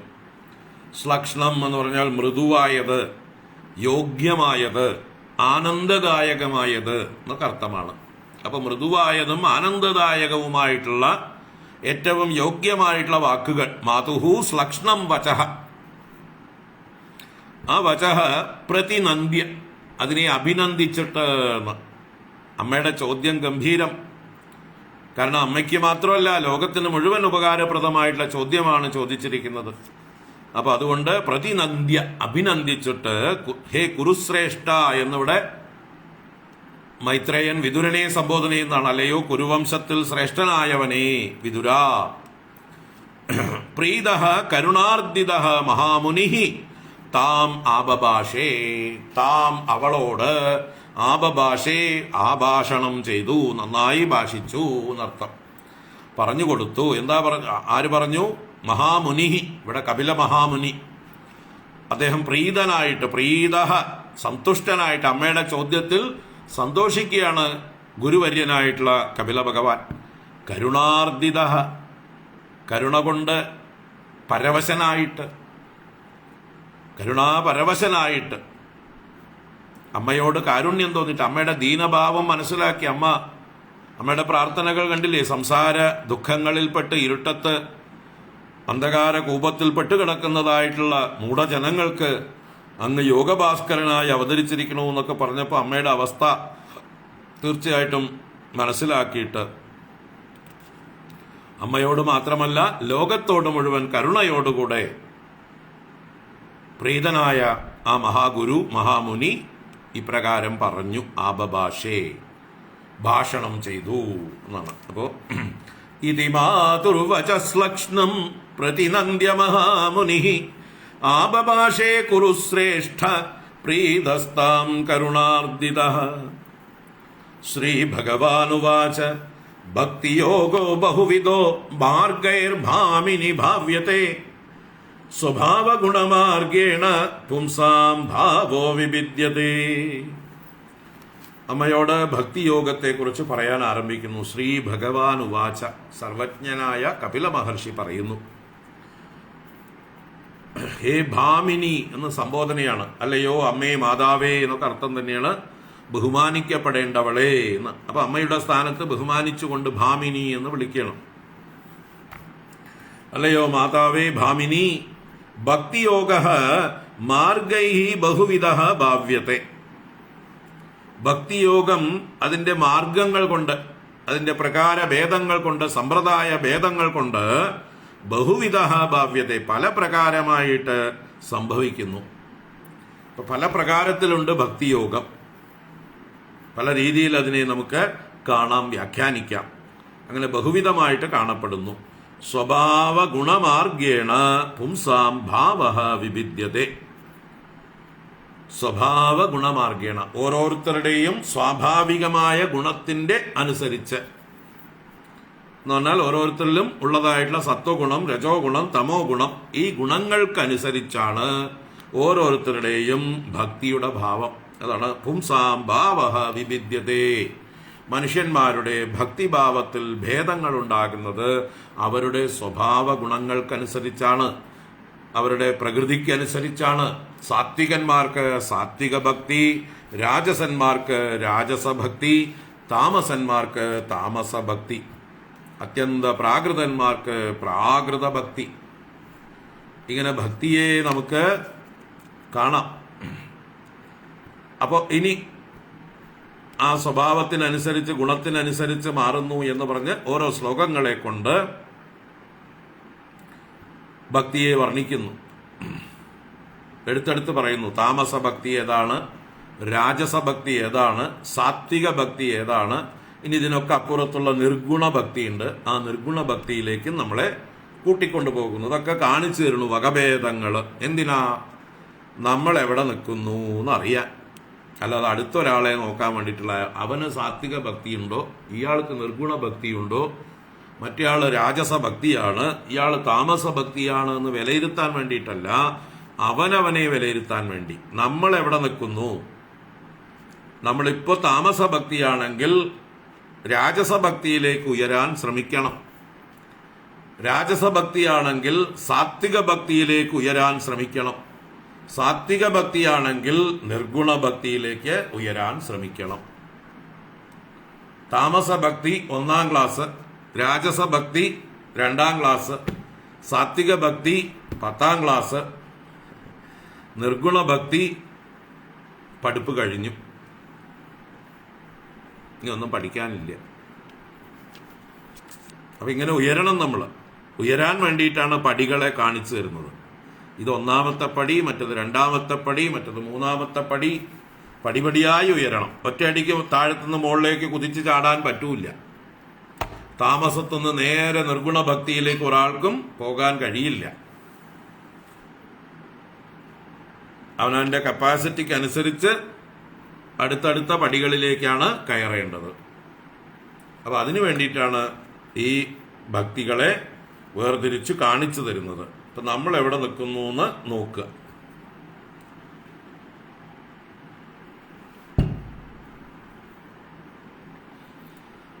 അഭിസന്ധായയോ ഹിംസാം ദംഭം മാത്സര്യമേവ വാ സംരംഭീ ഭിന്ന ദൃഗ്ഭാവം മയി കുര്യാത് സ താമസഃ. സഹ താമസഃ, അവൻ താമസനാണ്. ഇങ്ങനെയുള്ള ഭക്തൻ താമസനാണ്, അവൻ താമസഭക്തനാണ് എന്ന് പറയണം. അപ്പൊ ആരാണ് താമസം? അഭിസന്ധായ യോ ഹിംസാം ദംഭം മാത്സര്യമേവ വാ സംരംഭി ഭിന്ന ദൃഗ്ഭാവം മയി കുര്യാത് സ താമസഃ.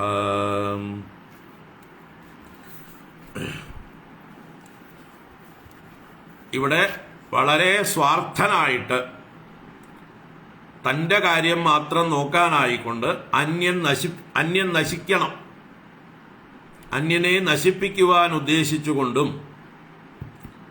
നമ്മുടെ അസുരന്മാരൊക്കെ തപസ് ചെയ്യുന്നതൊക്കെ ഗംഭീര തപസ്സാണ്. രാവണനും തപസ് ചെയ്തു, ഹിരണ്യകശിപുവും തപസ് ചെയ്തു. ഓരോ അസുരന്മാരും ഗംഭീര തപസ് ചെയ്യുന്നുണ്ട് അല്ലേ? അവരൊക്കെ എന്തിനു വേണ്ടിയിട്ടാണ് തപസ് ചെയ്യുന്നത്? അവർക്ക് സ്വന്തം വിജയം വേണം, ബാക്കിയുള്ളവരെയൊക്കെ നശിപ്പിക്കണം. അപ്പൊ ആ ഭക്തിക്ക് എന്ത് പേരാണ്? അസുരന്മാരുടെ ഭക്തി താമസ ഭക്തിയാണ്. ഭസ്മാസുരൻ കഥ അറിയാം നമുക്ക് അല്ലേ? ഭഗവാൻ മഹാദേവനെ തന്നെ തപസ് ചെയ്ത് വരം മേടിച്ചത് എന്താണ്? ഞാൻ ആരുടെ തലയിൽ കൈവച്ചാലും അവർ ഭസ്മമായി പോണം. നല്ല വരം. അതാണോ ഭക്തി? നല്ല തപസ്സൊക്കെ ചെയ്തു, കഠിന തപസ്സായിരുന്നു. സ്വന്തം ശരീരത്തിലെ മാംസം മുറിച്ച് ഹോമിച്ചു ഭഗവാനെ പ്രീതിപ്പെടുത്താൻ. അങ്ങനെ സ്വന്തം മാംസം ഹോമിച്ചുകൊണ്ട് ഭഗവാൻ പ്രസാദിക്കുന്നില്ല എന്ന് കണ്ടപ്പോ തല തന്നെ മുറിച്ച് ഹോമിക്കാൻ ആരംഭിച്ചു. സ്വന്തം ശിരച്ഛേദം ചെയ്ത് ഹോമിക്കാൻ പോവാണ്.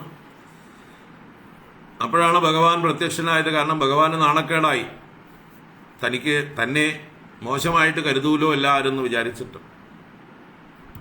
അങ്ങനെ ഭഗവാൻ പ്രത്യക്ഷമായപ്പോൾ എന്താ വരം വേണ്ടതെന്ന് ചോദിച്ചപ്പോൾ ആവശ്യപ്പെട്ടത്, ഞാൻ ആരുടെ തലയിൽ കൈവച്ചാലും അവർ ഭസ്മമായിട്ട് പോകണം.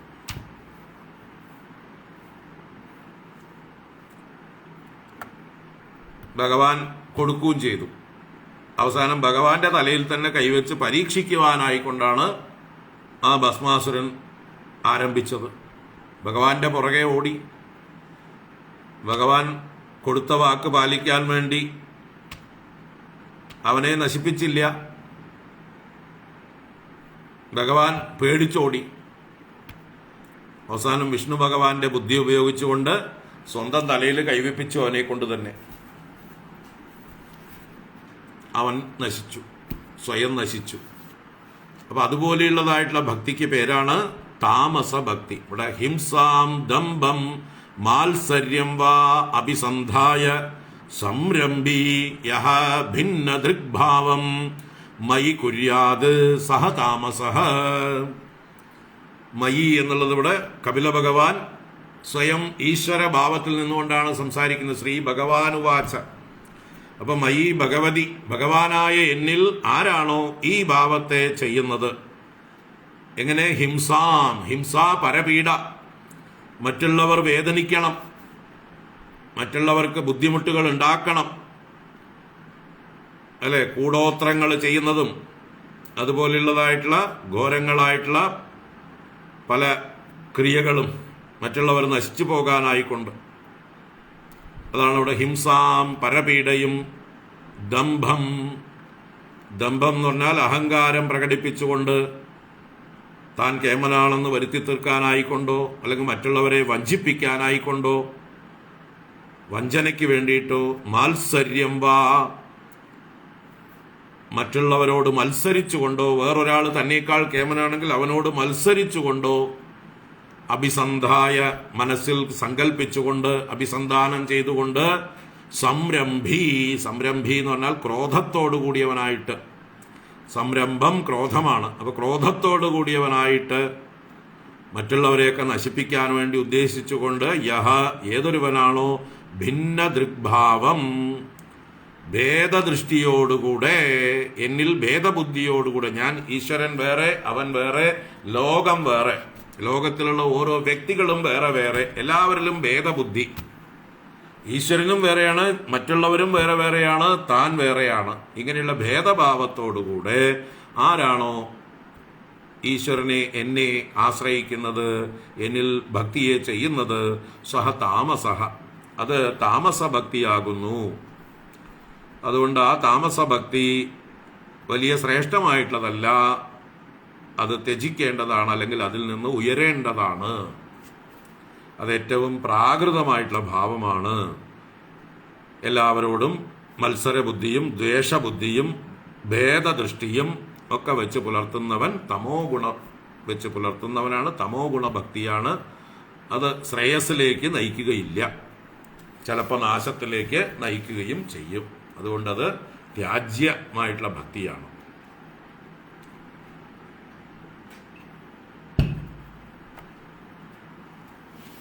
താമസഭക്തി.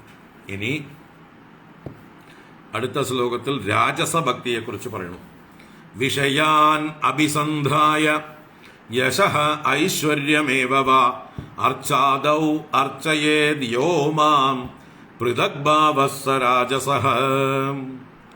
വിഷയാൻ അഭിസന്ധായ യശഃ ഐശ്വര്യമേവ വാ അർച്ചാദൗ അർച്ചയേദ്യോ മാം പൃഥക് ഭാവഃ സ രാജസഃ. സഹ രാജസഃ. ഈ ഭക്തി രാജസഭക്തിയാകുന്നു. ഈ ഭക്തി ഉള്ളവൻ രാജസഭക്തനാകുന്നു. അപ്പൊ എന്തിനു വേണ്ടിയിട്ടാണ്? യശഃ ഐശ്വര്യം വാ വിഷയാൻ വാ അഭിസന്ധായ. മറ്റൊരാളെ ഹിംസിക്കണമെന്നോ നശിപ്പിക്കണമെന്നോ ഉള്ള വിചാരമില്ല. നശിപ്പിക്കാനും ഹിംസിക്കാനൊന്നും ഉദ്ദേശ്യമില്ല. പരദ്രോഹം വിചാരിക്കുന്നില്ല. ഭാഗ്യം. പക്ഷേ വളരെ തീവ്രമായിട്ടുള്ള ആഗ്രഹങ്ങളുണ്ട്. സകാമമായിട്ടുള്ള ഭക്തിയാണ്. എന്തൊക്കെ വേണം? യശഃ, എനിക്ക് കീർത്തി വേണം. കീർത്തിക്കായിക്കൊണ്ട് ഭഗവാന്റെ പൂജകളൊക്കെ ചെയ്യുന്നുണ്ട്, ഹോമങ്ങളൊക്കെ ചെയ്യുന്നുണ്ട്, അഭിഷേകം ചെയ്യുന്നുണ്ട്, കീർത്തനങ്ങൾ പാടുന്നുണ്ട്. ഒക്കെ തന്റെ പ്രശസ്തിയെ ലോകത്തിന്റെ മുമ്പിൽ വെളിവാക്കാൻ വേണ്ടി. അപ്പോൾ അത് യശഃ ഐശ്വര്യം വാ. ഐശ്വര്യം എന്ന് പറഞ്ഞാലോ മറ്റുള്ളവരുടെ മേലെ ആധിപത്യം സ്ഥാപിക്കാൻ വേണ്ടി, ഈശ്വരന്റെ ഭാവം പ്രാപിക്കാൻ വേണ്ടി എന്ന് വെച്ചാൽ എല്ലാവരെയും ഭരിക്കാൻ വേണ്ടി, എല്ലാവരുടെയും മുകളിൽ ആധിപത്യം ലഭിക്കാൻ വേണ്ടി. വിഷയാൻ വാ അഭിസന്ധായ. ഓരോ വിഷയങ്ങൾ ലഭിക്കാൻ വേണ്ടി മനസ്സിൽ വിചാരിച്ചുകൊണ്ട് എനിക്കത് വേണം, എനിക്കിത് വേണം, എനിക്ക് രാജ്യം വേണം, എനിക്ക് ഭൂമി വേണം, എനിക്ക് സ്വർണം വേണം, ധനം വേണം, വീട് വേണം, ഭാര്യ വേണം, മക്കൾ വേണം, ഇങ്ങനെ ഓരോന്നും ആഗ്രഹിച്ചുകൊണ്ട് വിഷയാൻ അഭിസന്ധായ പൃഥക് ഭാവഃ. ഭേദഭാവനയോടുകൂടെ ഈശ്വരൻ വേറെ, ഞാൻ വേറെ. ഞാനും ഈശ്വരനും ഒന്നൊന്നുമല്ല. ഈശ്വരൻ പ്രഭു, ഞാൻ ദീനൻ. ദീനനായിട്ടുള്ള ഞാൻ പ്രഭുവായ ഈശ്വരനെ ശരണം പ്രാപിച്ചിരിക്കുന്നു, എനിക്കിതൊക്കെ കിട്ടാൻ വേണ്ടിയിട്ട്. അങ്ങനെ പൃഥക് ഭാവഃ, ഭേദഭാവത്തോടു കൂടിയതായിട്ടുള്ള യഹ, ഏതൊരുവനാണോ അർച്ചാദൗ മാം അർച്ചയേത്. അർച്ച എന്ന് പറഞ്ഞാൽ പ്രതിമ എന്നർത്ഥമാണ്. അപ്പൊ അർച്ചാദൗ പ്രതിമാദൗ, പ്രതിമാ മുതലായവകളിൽ മാം അർച്ചയേത്, എന്നെ പൂജിക്കുന്നു. സഹ രാജസഹ. അപ്പൊ പലതരത്തിലുള്ള പ്രതിമ വിഗ്രഹങ്ങൾ, ക്ഷേത്ര വിഗ്രഹങ്ങളാകാം, അല്ലെങ്കിൽ അഗ്നിയിലാവാം, പത്മത്തിലാവാം, കലശത്തിലാവാം, ജലത്തിലാവാം, ഭൂമിയിലാവാം, സൂര്യനിലാവാം. അഷ്ടവിധാ പ്രോക്ത എന്ന് പറയുന്നുണ്ട് അല്ലെ? പ്രതിമ അഷ്ടവിധാ പ്രോക്ത. കല്ലുകൊണ്ടുണ്ടാക്കിയതോ, മണ്ണുകൊണ്ടുണ്ടാക്കിയതോ, ലോഹമയമായതോ, മരം കൊണ്ടുണ്ടാക്കിയതോ ആയിട്ടുള്ള രൂപങ്ങളാവാം, ലിംഗങ്ങളാവാം, അല്ലെങ്കിൽ പത്മമിട്ടിട്ടോ, ചാണകം മെഴുകിയിട്ടോ, വിളക്ക് കത്തിച്ചു വെച്ചിട്ടോ, അഗ്നിയിൽ ഹോമിച്ചുകൊണ്ടോ പല രീതിയിൽ ഈശ്വരനെ പ്രതീകമാക്കിക്കൊണ്ട് പൂജിക്കാം. അങ്ങനെ ഭേദബുദ്ധിയോടുകൂടെ അർച്ചാദൗ യഹ മാം അർച്ചയേത്. ആരാണോ എന്നെ അർച്ചിക്കുന്നത് സഹ രാജസഹ, അവൻ രജോ ഗുണഭക്തനാകുന്നു, രാജസഭക്തനാകുന്നു. എന്താണ് ഇവിടെ ബെറ്ററാണെന്ന് പറയുന്ന? മറ്റവനേക്കാൾ കേമനാണ്. എന്തുകൊണ്ട്? പരദ്രോഹം ചിന്തിക്കുന്നില്ല. അന്യൻ നശിക്കണം, അന്യനെ ഹിംസിക്കണം എന്നുള്ള വിചാരം ഇല്ല. സ്വന്തം ആഗ്രഹങ്ങളാണ് ഇവിടെ പ്രധാനം. സകാമമായിട്ടുള്ള ഭക്തി, അതിനെ ഇവിടെ രാജസഭക്തി എന്ന് പറഞ്ഞിരിക്കുന്നു. തുടർന്ന് കർമ്മനിർഹാരമുദ്ദിശ്യ പരസ്മിൻ വാ തദർപ്പണം യജേത് യഷ്ടവ്യമിതി വാ പൃഥക് ഭാവഃ സ സാത്വികഃ. കർമ്മനിർഹാരമുദ്ദിശ്യ പരസ്മിൻ വാ തദർപ്പണം യജേത് യഷ്ടവ്യമിതി വാ പൃഥക് ഭാവഃ സ സാത്വികഃ. സഹ സാത്വികഃ. ഇത് സാത്വിക ഭക്തിയാകുന്നു. ഇവിടെ എന്താണ് ഉദ്ദേശിക്കുന്നത്? ഭൗതികമായിട്ടുള്ള ലക്ഷ്യങ്ങളൊന്നുമില്ല. എന്തെങ്കിലും സകാമമായിട്ടുള്ള ലക്ഷ്യമല്ല, പക്ഷെ കർമ്മനിർഹാരം ഉദ്ദേശ്യ, കർമ്മത്തിന്റെ ക്ഷയം ഉദ്ദേശിച്ചുകൊണ്ട്, ചിത്തശുദ്ധിക്കായിക്കൊണ്ട് എന്ന് പറയാം. മമോപാത്ത സമസ്ത ദുരിതക്ഷയദ്വാരാ. പൂജകൾ ആരംഭിക്കുമ്പോൾ, കർമ്മങ്ങൾ ആരംഭിക്കുമ്പോൾ സങ്കല്പിക്കുന്നു, എൻ്റെ ഇത്ര കാലമായി ഞാൻ ആർജിച്ചെടുത്ത സകല ദുരിതങ്ങളും നശിക്കണം. എന്നുവെച്ചാൽ കർമ്മങ്ങൾ നശിക്കണം, പുണ്യപാപങ്ങളൊക്കെ നശിക്കണം, എനിക്ക് ചിത്തശുദ്ധി ഉണ്ടാകണം.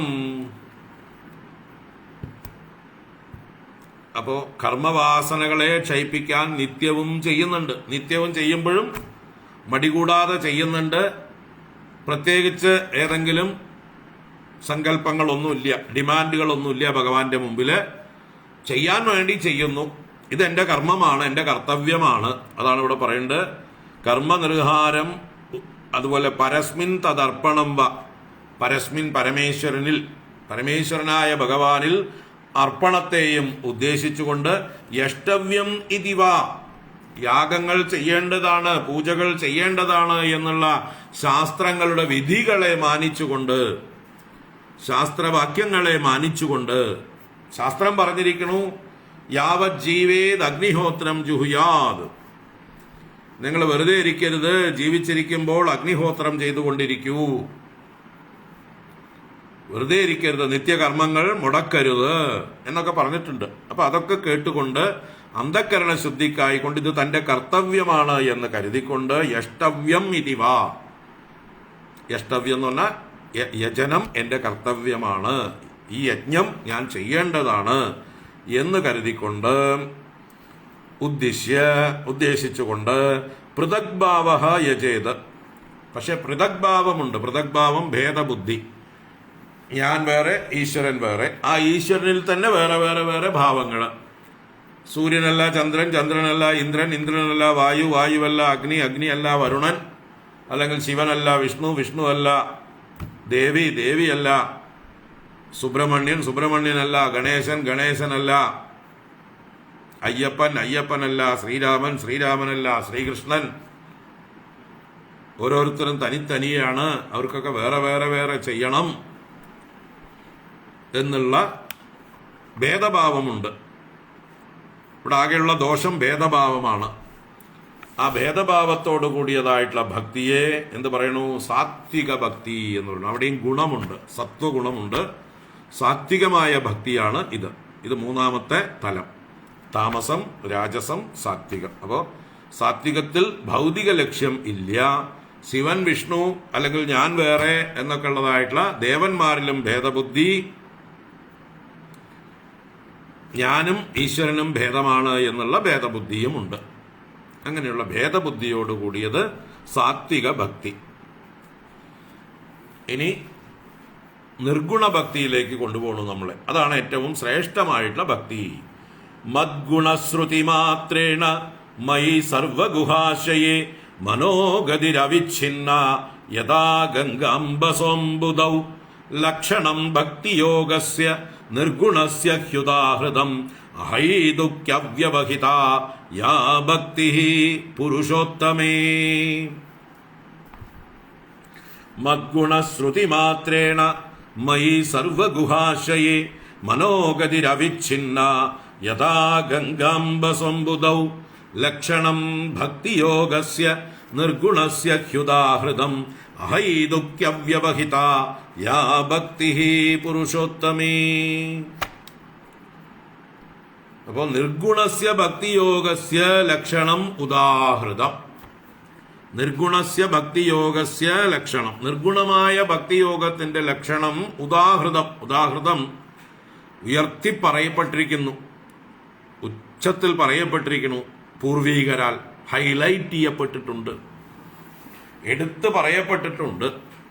ആരാൽ? പൂർവീകരായ അറിവുള്ളവരാൽ. ഏത് ഭക്തിയോഗം? നിർഗുണസ്യ ഭക്തിയോഗസ്യ, നിർഗുണമായ ഭക്തിയോഗത്തിന്റെ. അപ്പൊ എന്താണ് ഈ നിർഗുണമായിട്ടുള്ള ഭക്തിയോഗം? ഇവിടെ പറയണ് മൽ ഗുണശ്രുതി മാത്രേണ സർവഗുഹാശയേ മയി ഗംഗാംബസഹ ഗതിഹി അംബുദൗ യഥാ അവിച്ഛിന്നാ മനോഗതിഹി. നിർഗുണസ്യ ഭക്തിയോഗസ്യ ലക്ഷണം ഉദാഹൃതം. മദ്ഗുണശ്രുതി മാത്രേണ, എൻ്റെ ഗുണങ്ങളുടെ ശ്രവണമാത്രയിൽ.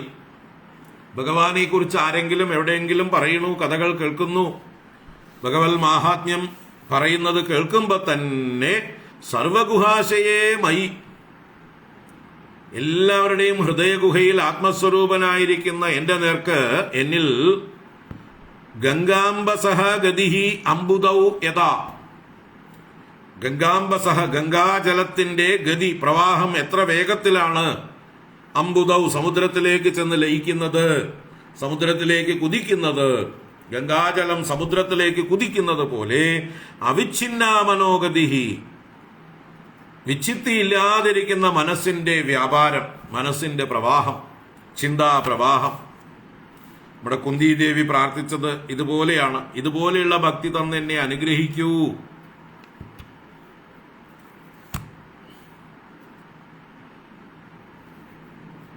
അല്ലേ? കുന്തിദേവി പ്രാർത്ഥിച്ചത് എന്താ?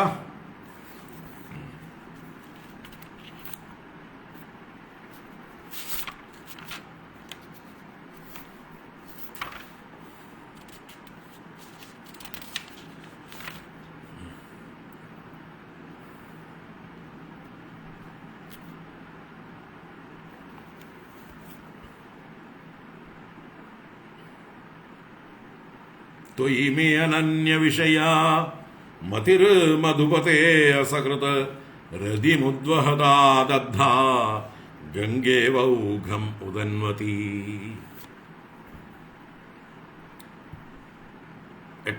പ്രഥമസ്കന്ധം 8-ാം അധ്യായത്തിൽ 42-ാമത്തെ ശ്ലോകം കുന്തിദേവി പ്രാർത്ഥിക്കുകയാണ്. ത്വയി മേ അനന്യ വിഷയാ മതിർ മധുപതേ അസകൃത് രതിമുദ്വഹദാ ദഗ്ധാ ഗംഗേവൗഘം ഉദന്വതി. ഗംഗാ ഔഘം ഉദന്വതി ഇവ. ഗംഗാ ഔഘം എന്നാൽ ഗംഗയിലെ ജലപ്രവാഹം, ഉദന്വതി ഉദന്വാൻ സമുദ്രം. അപ്പൊ ഉദന്വതി സമുദ്രത്തിൽ എന്ന പോലെ, ഇവ ഗംഗാപ്രവാഹം സമുദ്രത്തിലേക്ക് ഒഴുകുന്നത് പോലെ നല്ലതുപോലെ രതിം ഉദ്വഹദാത്, രതിയെ വഹിക്കട്ടെ. അനന്യ വിഷയാമതിഹി, വേറൊന്നിനെയും ചിന്തിക്കാതെ അങ്ങയുടെ നേർക്ക് ത്വയി, അങ്ങയിലുള്ളതായിട്ടുള്ള അനന്യ വിഷയാമതിഹി, ഹേ മധുപതേ, മധുവംശത്തിന്റെ അധിപതിയായിരിക്കുന്നവനെ, അസകൃത് എല്ലായ്പ്പോഴും, ഒരിക്കലല്ല, സകൃതല്ല അസകൃത്, ഓൾവേസ്, എന്റെ മനസ്സ്, എന്റെ മതി, എന്റെ ബുദ്ധി എല്ലായ്പ്പോഴും വേറൊന്നിനെയും ചിന്തിക്കാതെ അങ്ങയിലേക്ക് തന്നെ ഗംഗാപ്രവാഹം സമുദ്രത്തിലേക്ക് എന്നതുപോലെ ഒഴുകട്ടെ എന്ന് പ്രാർത്ഥിച്ചു. അപ്പോൾ അതുതന്നെയാണ് ഏറ്റവും ശ്രേഷ്ഠമായിട്ടുള്ള നിർഗുണ ഭക്തി. ഇവിടെ അതാണ് പറഞ്ഞത്, മദ്ഗുണശ്രുതി മാത്രേണ സർവഗുഹാശയേ മയി ഗംഗാംബസഹ ഗതിഹി അംബുദൗ യഥാ. ഗംഗാപ്രവാഹത്തിന്റെ ഗതി സമുദ്രത്തിലേക്ക് എന്നതുപോലെ അവിഛിന്നാ മനോഗതിഹി, വിച്ഛിത്തിയില്ലാത്ത മനസ്സിന്റെ പ്രവാഹം. അതാണ് നിർഗുണസ്യ ഭക്തിയോഗസ്യ ലക്ഷണം ഉദാഹൃതം. നിർഗുണമായ ഭക്തിയോഗത്തിന്റെ ലക്ഷണമായി പറയപ്പെട്ടിരിക്കുന്നത് ഇതാണ്. അതെങ്ങനെയുള്ളതാണ്? അഹൈതുകീ അവ്യവഹിത പുരുഷോത്തമേ ഭക്തി. അഹൈതുകീ എന്ന് പറഞ്ഞാൽ ഹേതുവില്ലാതെ, ഹേതു എന്ന് പറഞ്ഞാൽ റീസൺ, കാരണം, യാതൊരു മോട്ടിവേഷനും ഇല്ല അതിന്റെ പുറകില്, ഒരു അജണ്ടയും ഇല്ല. ഭഗവാനെ ഞാൻ പ്രേമിക്കുന്നു, എന്തിനു വേണ്ടി? ഒന്നിനും വേണ്ടിയല്ല. ഭഗവാനെ അല്ലാതെ വേറൊരാളെ പ്രേമിക്കാൻ എനിക്ക് തോന്നുന്നില്ല. ഭഗവാൻ അല്ലാതെ പ്രേമത്തിന് യോഗ്യനായിട്ടുള്ള, അർഹനായിട്ടുള്ള ഒരാളെ ഞാൻ കാണുന്നില്ല. So I cannot resist myself. എന്നെ പിന്തിരിപ്പിക്കാൻ എനിക്ക് സാധിക്കുന്നില്ല. എൻ്റെ മനസ്സ് ഭഗവാനിലേക്ക് ഒഴുകിക്കൊണ്ടേയിരിക്കുന്നു, സ്വാഭാവികമായിട്ട്, ഒന്നിനും വേണ്ടിയല്ല. അഹൈതുകി, ഹേതു കൂടാതെ. അപ്രതിഹത, അപ്രതിഹത എന്ന് പറഞ്ഞാൽ പ്രതിഹത എന്ന് പറഞ്ഞാൽ തടസ്സമാണ്. അപ്രതിഹത, യാതൊരു തടസ്സവും കൂടാതെ എന്നർത്ഥം. അവ്യവഹിത എന്നാണ് ഇവിടെ പറഞ്ഞല്ലേ, അവ്യവഹിത. അവ്യവഹിത, യാതൊരു ഭേദഭാവനയുമില്ലാതെ എന്നർത്ഥം. പുരുഷോത്തമേ ഭക്തി, ആ പുരുഷോത്തമനായ ഈശ്വരന്റെ നേർക്കുള്ള പരമപ്രേമം. സാതു അസ്മിൻ പരമപ്രേമരൂപ എന്ന് നാരദ മഹർഷി പറയുന്ന അത് തന്നെയാണ്. ഗോപികമാരുടെ മനസ്സ് എങ്ങനെയാണോ ആ ശ്രീകൃഷ്ണനിലേക്ക് തന്നെ ഒഴുകിയത്, അവര് വളരെ വിരളമായി മാത്രം ഉറങ്ങി, ബാക്കി ഉണർന്നിരിക്കുമ്പോഴെല്ലാം അതുപോലെ അവർ സ്വപ്നം കാണുന്നുണ്ടെങ്കിലും മനോരാജ്യം കാണുന്നുണ്ടെങ്കിലും അതിലുമൊക്കെ ഭഗവാൻ നിറഞ്ഞു നിന്നു. അപ്പൊ യഥാ വ്രജഗോപികാനാം, ആ വ്രജഗോപികമാരുടെ മനസ്സ് എങ്ങനെയാണോ ഭഗവാനിലേക്ക് ഒഴുകിയത് അതുപോലെ ഒഴുകുന്നതാണ് നിർഗുണമായിട്ടുള്ള ഭക്തി. സ്വാഭാവികമായി ഒന്നിനും വേണ്ടിയല്ലാതെയുള്ള ഭക്തി, അഭേദ ദർശനം. അതാണ് ഇവിടെ പുരുഷോത്തമനെന്നും സർവഗുഹാശയനെന്നുമൊക്കെ ഭഗവാനെ വിശേഷിപ്പിച്ചു. സകലരുടെയും ഹൃദയ ഗുഹയിൽ ആത്മസ്വരൂപനായി പുരുഷനായി വസിക്കുന്ന പുരുഷോത്തമൻ, ആ പുരുഷോത്തമന്റെ നേർക്കുള്ള ഭക്തി ഭേദഭാവനയില്ലാതെയാണ്. ആ ഭക്തിയാണ് ഏറ്റവും ശ്രേഷ്ഠമായ ഭക്തി, നിർഗുണ ഭക്തി. അങ്ങനെയുള്ള ഭക്തന്മാര് എന്തുപോലും ആഗ്രഹിക്കുന്നില്ല. അതാണ് അഹൈതുകി എന്ന് പറഞ്ഞതിനെ വ്യാഖ്യാനിക്കുകയാണ് അടുത്ത ശ്ലോകത്തില്. സാലോക്യ സാഷ്ടി സാമീപ്യ സാരൂപ്യൈകത്വമപ്യുത ദീയമാനം ന ഗൃഹന്തി വിനാ മത്സേവനം ജനാഃ. അവ്യവഹിത അഹൈതുകി എന്ന് പറഞ്ഞതിനെ ഒന്നുകൂടെ വ്യാഖ്യാനിക്കണം. എന്താ അവിടെ അഹൈതുകി? അവർക്ക് ഇതുപോലും വേണ്ട.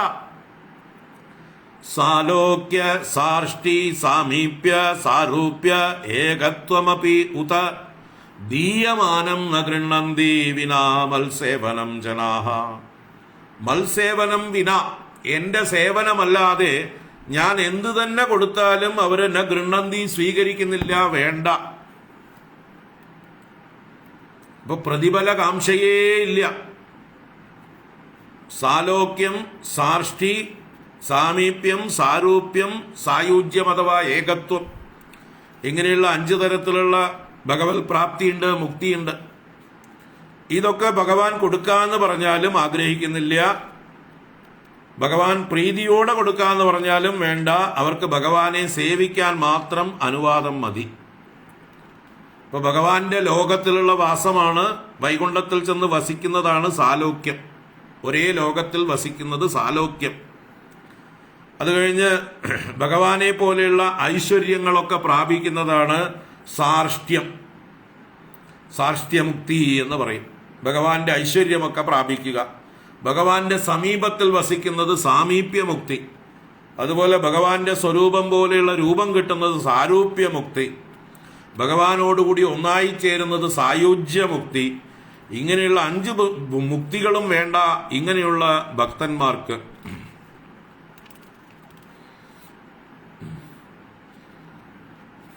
ഇവിടെ അവിഛിന്ന എന്നുള്ള പറഞ്ഞിട്ടുണ്ട്. അവിഛിന്ന എന്ന് പറഞ്ഞാൽ വിച്ഛിത്തി ഇല്ലാതെ. വിച്ഛിത്തി ഇല്ല എന്ന് പറഞ്ഞാൽ without any break, without any interval.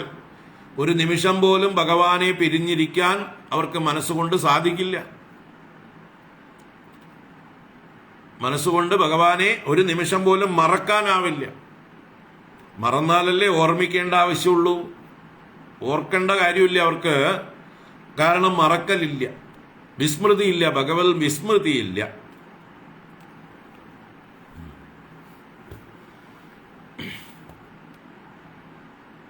അതാണ് അവിഛിന്ന.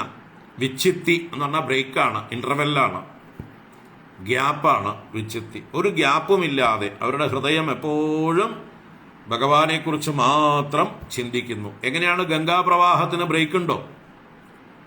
ഗംഗാപ്രവാഹം എവിടെയും തടസ്സമില്ലാതെ ഒഴുകിക്കൊണ്ടിരിക്കുന്നു. അതുപോലെ ജലധാര പോലെ. അതിന്റെ പ്രതീകമാണ് നമ്മൾ ശിവങ്കൽ ധാര ചെയ്യുന്നത്. ശിവന് ധാര മുറിയാതെ ജലപ്രവാഹം അഭിഷേകമായിട്ട് നമ്മൾ സമർപ്പിക്കുന്നത്. ഈ ധാര പോലെ എൻ്റെ മനസ്സും ഭഗവാനിലേക്ക് ഒഴുകണേ എന്നുള്ള പ്രാർത്ഥനാപൂർവമാവണം. അല്ലാതെ ഭഗവാനെ കുളിർപ്പിക്കാൻ തണുപ്പിക്കാൻ എന്നല്ല അതിൻ്റെ താല്പര്യം. ഈ ജലധാര പോലെ എൻ്റെ മനസ്സും മുറിയാതെ അങ്ങയിലേക്ക് ഒഴുകണം.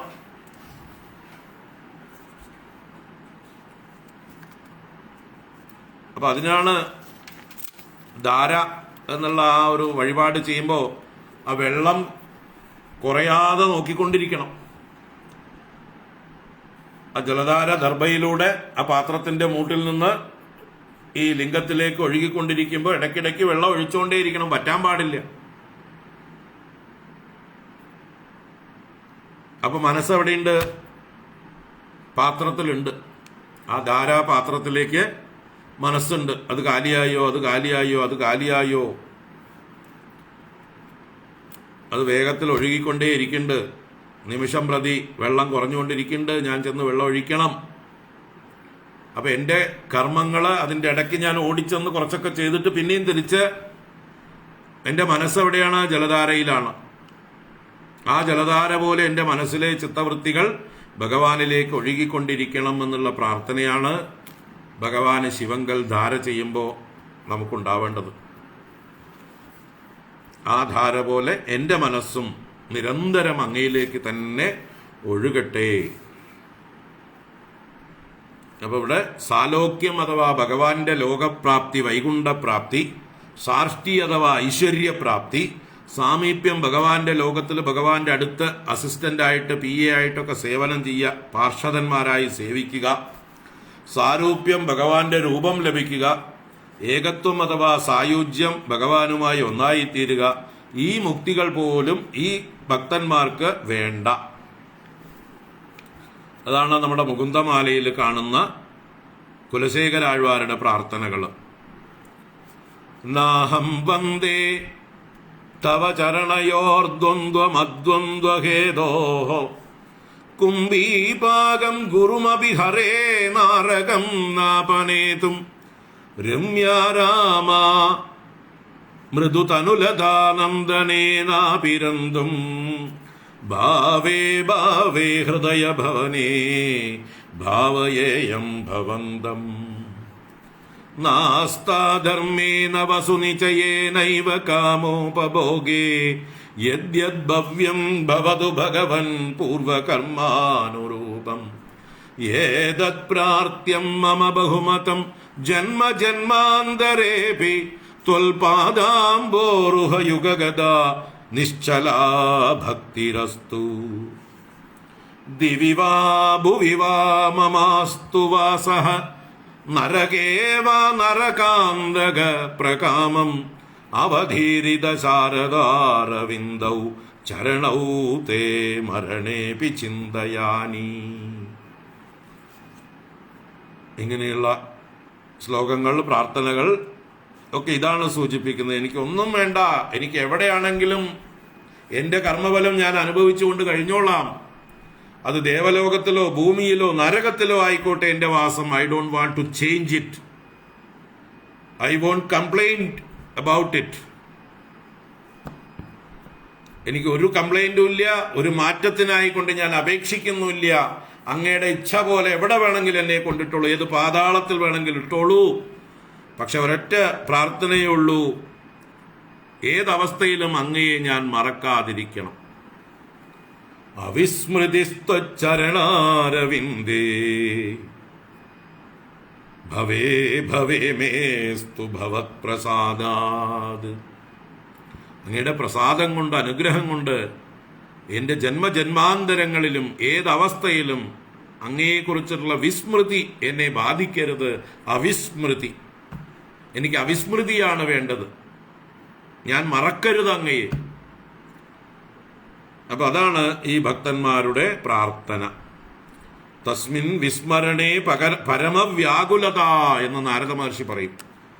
ഭഗവാനെ മറന്നു കഴിഞ്ഞാൽ കരയിൽ പിടിച്ചിട്ട മീനിനെ പോലെ വ്യാകുലത.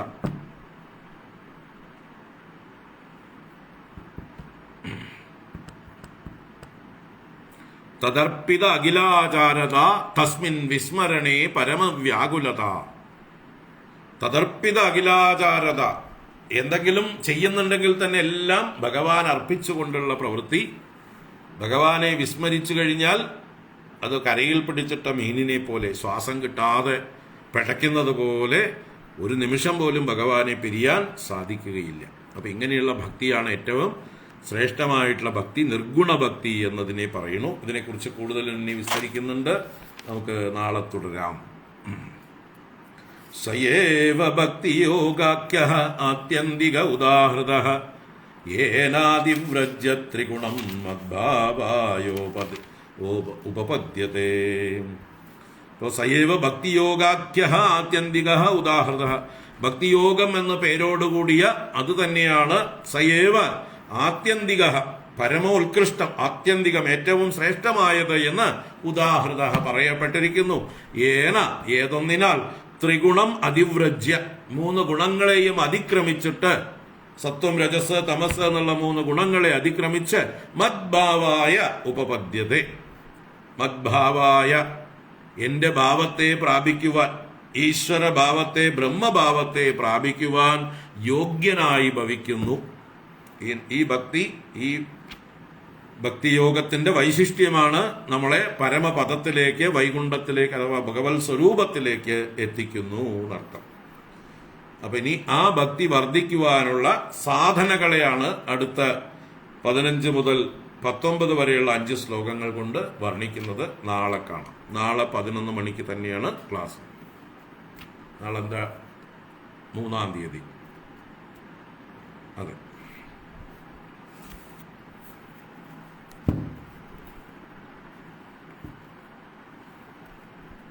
4-ാം തീയതി എന്തോ വിശേഷം തോന്നുന്നു. നോക്കാം. 3-ാം തീയതി നാളെ രാവിലെ തന്നെയാണ്. അപ്പോൾ ഇന്നിവിടെ സമർപ്പിക്കുന്നു. കായേന വാചാ മനസേന്ദ്രിയൈർവാ ബുദ്ധ്യാത്മനാ വാ പ്രകൃതേ സ്വഭാവാത് കരോമി യദ്യത് സകലം പരസ്മൈ നാരായണായേതി സമർപ്പയാമി. ഓം ശാന്തി ശാന്തി ശാന്തി. ഹരി ഓം. ശ്രീ ഗുരുഭ്യോ നമഃ. ഹരി ഓം. ഹരി ഓം. നാളെ കാണാം. നാളെ 11 മണിക്ക് കാണാം. ഹരി ഓം. നാളെ നെന്മാറ വേലയാണോ? ഹരി ഓം. ഹരി ഓം. മണപ്പുള്ളി വേലയോ? നെന്മാറ വേല ആയിട്ടില്ല. വ്യാഴാഴ്ച മണപ്പുള്ളി വേല അല്ലേ?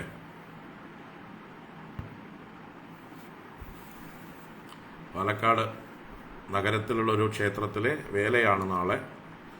നമ്മളെയൊന്നും ബാധിക്കില്ല. പോകുന്നവരൊക്കെ പോയിട്ട് തൊഴുതിട്ട് വരട്ടെ. ഹരി ഓം.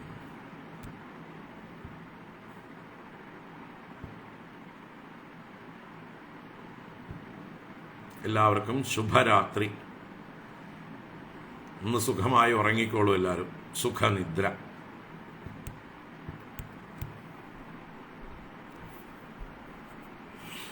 ഹരി ഓം. ഹരി ഓം.